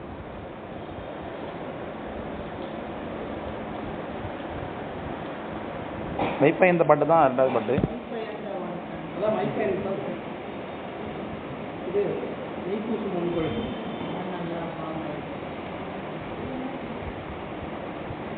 அதில் இருக்கு பாருங்க குறிப்பு. அருந்தவர்கள் துய்ப்பனவும் காணாதேன் இந்த குறிப்பு 2வது பாட்டில் ஒரு மகேஸ்வர பூஜை குறிப்பு இருக்கும். மைப்பயந்த ஒன்கண் மடநல்லார் மாமையிலை கைப்பயந்த நீற்றான் கபாலித்திரம் அமர்ந்தான் ஐப்பசி ஓன விழாவும் அருந்தவர்கள் துய்ப்பனவும். 2வது பாட்டில் மாகேஸ்வர பூஜையும் சொல்லுகிறார், ஐப்பசி ஓன விழாவும் சொல்லுகிறார். முதல் பாட்டில் மாகேஸ்வர பூஜை மட்டும் சொன்னார், 2வது பாட்டில் மாகேஸ்வர பூஜையும் சொல்கிறார், ஐப்பசி ஓன விழா சொல்லுகிறார். 3வது பாட்டில் என்ன சொல்கிறார், தையலாறு கொண்டாடும் விளக்கீடு காணாத கார்த்திகை மாதம் எப்படி கார்த்திகை மார்கழி தை மாசி பங்குனி வரைக்கும் எல்லாம் சொல்லுகிறார். அப்போ 2 விஷயம் தான் இந்த பாட்டில் இருக்குது. ஒன்று அடியார் வழிபாடு, இன்னொன்று சிவ வழிபாடு. இது 2 தான் முக்கியம், செய்ய வேண்டியது 2 தான் அப்படிங்கிறது சேகரசாமி எடுத்து போறார். மண்ணினில் பிறந்தார் பெரும் பயன் மதிசூடு மண்ணலார் அடியார் தம்மை அமுது செய்வித்தல் அப்படின்னார். 2வது கண்களால் அவர் நல்விழா பொலிவு கண்டு ஆறுதல் உண்மையாம் எனில். சேக்கரார் சொல்லுகிறார் அந்த பாத் அவர் என்ன பண்ணார், அந்த பூம்பாவையினுடைய எடுப்பு கூடத்தை பார்த்து கண்டிஷன் போடுறார் சேக்கரார் ஞானசம்பந்தர். வேற ஒன்றும் மேஜிக்லாம் பண்ணல, அவர் ஒரு மந்திர தந்திரம்லாம் போடல, பூம்பாலாம் போட்டு அந்த பொண்ணு உண்டு பண்ணல. கேள்வி கேட்டாராம் அதை பார்த்து, அந்த குடத்தை பார்த்து கேட்கிறார், பூம்பாவாய் இந்த உலகத்துல உயிர்கள் எல்லாம் பிறப்பது 2 பயனுக்காக. ஒன்று அடியவர்களை உண்பிப்பக்கூடிய மகிழ்ச்சி மாகேஸ்வர பூஜை செய்வதற்காக, இன்னொன்று பெருமானுடைய திருவிழாக்களை பார்ப்பது. இந்த 2 பயனுக்காகத்தான் உயிர்கள் பிறக்கிறது என்பது உண்மையான நீ உயிரோட வா அப்படின்னாரு. உயிரோட வந்துட்டு அப்போ எது உண்மை இதை கண்டுபிடிச்சி நமக்கு சொல்றதை சேர்க்கிறார் சாமி. இந்த பதிகத்திலிருந்து பதிகத்தை சாமி பாடிட்டு போயிட்டார். காணாதே போதிய பூம்பாவை காணாதே போதிய பூம்பாவை அப்படின்னு ஒரு பாடிட்டார். ஆனால் அதுலேருந்து சாரத்தை எடுத்து அவங்க சொல்றது யாரு, சேக்கரார் சாமி சொல்றாங்க. அதை நமக்காக இது 2 உண்மையா இருந்ததுன்னா நீ உயிரோட வான்னாரு. உயிரோட வந்தது. அப்ப நம்ம வாழ்வதனுடைய பயன் என்ன, மாகேஸ்வர பூஜை செய்வது, அடியா பெருமானுடைய திருவிழாக்களை பார்ப்பது. இது 2 காரணத்திற்காக தான் நம்ம உயிர் வாழ்கிறோமே. நம்ம அதற்காக தான் இந்த பிறவியே எடுத்திருக்கிறோம், வேற எதுக்காகவும் பிறவி எடுக்கவில்லை. நம்ம அதை யார் புரிந்து கொண்டார்கள், யார் செயல்படுத்துகிறார்கள் நமக்கு தெரியாது. ஆனால் நாம நிச்சயமா செயல்படுத்துவோம்னு நினைக்கிறேன் இனிமேலுக்கு. ஏன் அதுதானே உண்மை விளக்கத்துடைய பயனியல். நிறைய பாட்டு அதானே சொல்லுகிறது உங்களுக்கு. கற்றாமணம் போல கசிந்து கசிந்தே உருகி உற்ற ஆசான் லிங்கம் உயர் வேடம் பற்று ஆக முத்தி தலைவர் முழுமலத்தை மோசிக்கு. எப்போ நீங்க இப்படி உற்ற ஆசான் லிங்கம் வேடம் பயிர் வேடத்தை நீங்க பற்றாக நினைத்தீர்களோ அப்ப என்ன நினைக்குமா, புத்தி தலைவர் சிவருமான் முழுமலத்தை மோசிக்கும். மோசித்தல்னா குறைத்தல்னு அர்த்தம். பக்திதனில் நின்றுவர் பார், பக்தியில நிற்பாங்க. அதனாலதான் பக்தி கடைசியில பக்தி பண்றதுன்னு இருக்கிறார்கள் என்று 52வது பாட்டு நிறைவு பாட்டு. 53வது பாட்டு எல்லாம் கேட்ட கேள்விக்கெல்லாம் பதில் பண்ணீங்க பெருமானே, ரொம்ப சந்தோஷம், வாழ்ந்தேன் நீங்கள் கேட்ட ஞான விஷயத்தை சொல்லிக் கொடுத்ததுனால எனக்கு என்ன கிடைச்சிருக்கு? இப்போ ஞானம் கிடைச்சிருக்கு, சிவஞானம் கைவரப்பட்டிருக்கிறது. சிவஞானம்னா என்ன சார்? ஞானம்னா என்னன்னு சீக்கிரம் சிவகையார் சாமிகிட்ட கேட்டால் என்ன சொல்லுவார்? ஈசன்பால் அன்புன்னார். ஈசன்பால் அன்புனா அடியார்பால் அன்பு தான். எப்போ ஒரு அடியாரை பார்த்து நம்ம கும்பிடுறோமோ, அடியாரை பார்த்து வணங்குகின்றோமோ, அவர் தான் நமக்கு சேர்ந்தவர்னு நம்ம நினைக்கிறோமோ சார். இப்போ இன்றைய உலகத்தில் அடியார்கள்லேயும் நிறையா குணபேதங்கள் இருக்குது, அனுசார பேதங்கள் இருக்குது. கேரக்டர் கூட சில விஷயங்கள் நமக்கு பிடிக்காமல் கூட போகலாம். ஸோ அதனால் நீங்கள் என்ன பண்ணுங்கள், அடியாரை வணங்குங்க. இணங்குனீங்கன்னா பிரச்சனை ஆகிடும். ஃப்ரெண்ட்ஷிப் வச்சுக்கிறோம், க்ளோஸ் ஆகணும்னா அதுக்கு நீங்கள் அலைவரிசை பார்த்து தான் நீங்கள் பார்த்துக்கணும் இல்லையா? வணங்குவது என்பது வேற, இணங்குவது என்பது வேற. விளக்கம் போடுதுங்களா? வணங்குதல்னா பார்க்கணும், வணங்கணும், சாமியாக கும்பிடணும், அவங்கள பூசை பண்ணணும், உட்கார வச்சு சாப்பாடு போடணும், அவங்கள அதோடு முடிச்சுட்டு வணங்குறது, மரியாதை கொடுக்கறது. இணங்குதல்னா அவங்களுக்கு நமக்கு உறவை ஏற்படுத்திக் கொள்வது என்பது. அந்த இணக்கம் என்பது நமக்கு அடியாருன்னு நினச்சி வச்சுக்கிட்டோம்னா அது நம்ம சில விஷயங்கள் ஆராய்ச்சி பண்ணி தான் வைக்கணும், இல்லைன்னா நம்மளை எழுதுக்கொண்டு வேற எங்கேயும் விட்டு வந்துடுவாங்க. ஆனால் வணங்குவது என்பது வேறு, இணங்குவது என்பது வேறு. அது நம்ம தெளிவாக இருந்து கொள்ள வேண்டும். இணங்குவது நம்மளுடைய சுயசார்பு தான். ஆனால் வணங்குவது என்ன? வேதம் பார்க்கக்கூடாது. எல்லாரோடையும் நம்ம ஃப்ரெண்டாக இருக்க முடியுமா? எல்லாரோடையும் நட்பாக இருக்கணும்னு ஒருவருக்கும் உண்மையாக இருக்க மாட்டான்னு ஒரு பழமொழியாக இருக்குது. ஒவ்வொருத்தவங்களும் ஒரு கொள்கை இருக்கும் பொழுது என்ன பண்ண முடியும்? அதனால எல்லாரையும் கும்பிடணும். யாராவது ஒருத்தவங்கள நம்ம தேர்ந்தெடுத்து அவங்களோட நம்ம நெருக்கமாக இருக்கலாம். அடியார் கூட ஃப்ரெண்டாக இருக்கக்கூடாது சார், க்ளோஸ் ஃப்ரெண்டாக இருக்கக்கூடாது, நிச்சயமாக இருக்கலாம். அதுக்கும் பெரிய புராண சாத்திரம் சான்று இருக்குது. சுந்தரமூர்த்தி சாமி, கயற்றி வாரணாயனர் இருக்கிறாங்களே, ரெண்டு பேரும் அடியாராக தான் சம்மந்தப்படுறாங்க. எப்படி க்ளோஸ் ஃப்ரெண்டாக வராங்க? பிக்னிக்லாம் போகிறாங்க சார் ரெண்டு பேரும். சுந்தரமூர்த்தி சுவாமியும் கயற்றி வாரணாயனரும் அவருடைய புராணத்தில் பார்த்தீங்கன்னா சிற்றுண்டி சிறுசோறு கட்டி கொண்டு உலகத்தில் ஒருவர் விரும்பக்கூடிய காதலன் காதலி அப்படி அந்த இதை சாப்பாடெலாம் கட்டிக்கிட்டு வெளில போய் தனியான இடத்துல ஸ்பெண்ட் பண்ணிட்டுலாம் வருவாங்க, நம்ம பார்க்குறோம். ஆனால் இவங்க ரெண்டு பேரும் சிற்றுண்டியெல்லாம் கட்டி எடுத்துக்கொண்டு ஒரு பார்க்கில் போய் நின்று டைம் பாஸ் பண்ணுறாங்க, இருந்து கொண்டு பொழுதை கழித்து நட்பு அப்படி பாராட்டுகிறார்கள் அப்படின்னு பெரிய புராணத்தில் இருக்குது. ஃப்ரெண்ட்ஷிப் அந்தளவுக்கு க்ளோஸாக மெயின்டைன் பண்ணுறாங்க ரெண்டு பேரும். விளக்கம் புரியுதுங்களா? ஸோ அப்படி கூட ஃப்ரெண்டாக இருக்கலாம். ஆனால் யாராலையும் ஒருத்தர் தான் இருக்க முடியாது. எல்லாரோடையும் அப்படி இருக்க முடியுமா? இருக்க முடியாது. அதனால் அடியாரை வணங்குவது என்பது வேறு, இணங்கி இருப்பது என்பது வேறு. அதை நீங்கள் தான் தேர்ந்தெடுத்துக் கொள்ள வேண்டும். இணங்குவது, வணங்குவது எல்லாரையும் வணங்க வேண்டும். அதில் பேதுபாடே இவங்க எனக்கு ரொம்ப தெரிஞ்சவங்க, எனக்கு தெரியாதவங்க, நம்ம நெருக்கமான ஒருத்தர் இருப்பார், அவரை பார்த்தோன்னே ஓடி சென்று கூடுவது, ஐயா பார்த்தீங்களா போனீங்களா வந்தீங்களான்னு கும்பிடுறது. தெரியாதவ நமக்கு தெரிஞ்சிருப்பார், ஆனால் நம்ம கொஞ்சம் பிடிக்காதவராக இருப்பார். உடனே அவர் பார்க்கும்போது மட்டும் உடனே உங்களை பார்த்துட்டேன், தூரத்திலே வணங்கிட்டேன் அப்படின்னு சொல்கிறதெல்லாம் போய் நாம் போய் அவங்கள பார்த்து வணங்க ஐயா அப்படின்னு கூப்பிடணும். ஏதாச்சும் தேவை இருக்கா அவங்களுக்கு இருக்கிறீங்களா அப்படின்னு கேட்கணும் இல்லையா? நமக்கே படுறா குறையாக இருக்குன்னா கேட்க முடியாது, வேறு அது வேறு பிரச்சனை இருக்குது நமக்கு. இப்போ அதனால் நம்ம தான் அதெல்லாம் அதுக்கு இடத்துல தான் கை வரும் இல்லையா?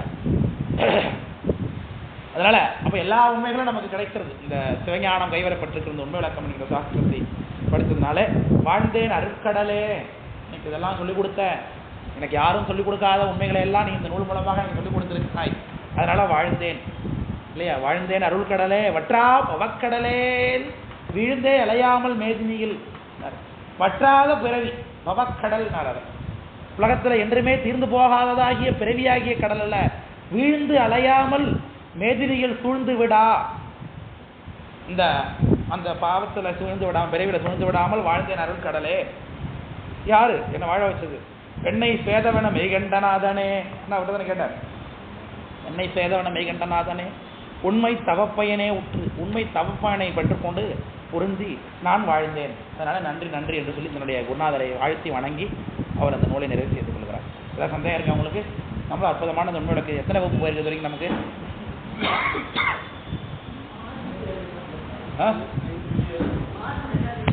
இல்லை எத்தனை செஷன் போயிருக்கு? மார்ச்லேருந்து ஆரம்பிச்சிருக்கோமா? 2 மாதம் தான் போயிருக்கு.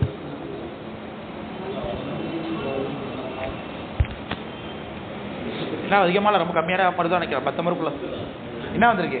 ஸ்நாக்ஸ் இருக்கா? சரி, இன்னைக்கு 5 ரைட். அதனால் அற்புதமான இந்த ஞான வேள்வி நமக்கு இந்த அந்த எது ஞான போதை நம்ம 1000 சுவாமி சிவபூஜை பண்ணாலும், ஆலயங்களுக்கு சென்றாலும், வழிபாடு செய்தாலும், நம்ம ஞான நூல்தனை ஓதல், ஓதுவித்தல், நட்பொருளை கேட்டல், இனமிலா உருளதனை சிந்தித்தல், தெளிதல், இதெல்லாம் சிவனடியை அடைவிக்கும் எழிஞான பூஜை என்று சொல்லுகிற சித்தியார். அதனால் ஞான நூலை நமக்கு சிந்திப்பதற்கு வாய்ப்பு கிடைச்சிருக்கு. இதை நீங்கள் இந்த நூலில் ஒரு 10 பாட்டாவது மனப்பாடமாக உங்களுக்கு தெரியணும். அதுதான் நீங்கள் நூலை படிச்சிருக்கேன்னு அர்த்தம் என்று சொல்லிக்கொண்டு நிறைவு செய்து கொள்கிறோம். மூர்த்தி எல்லாம் வாழி எங்கள் மோனகுரு வாழி அது வார்த்தை என்றும் வாழி நண்பர் வாழி பராவரமே திருச்சி சம்பளம் போயிட்டு வரலாம்.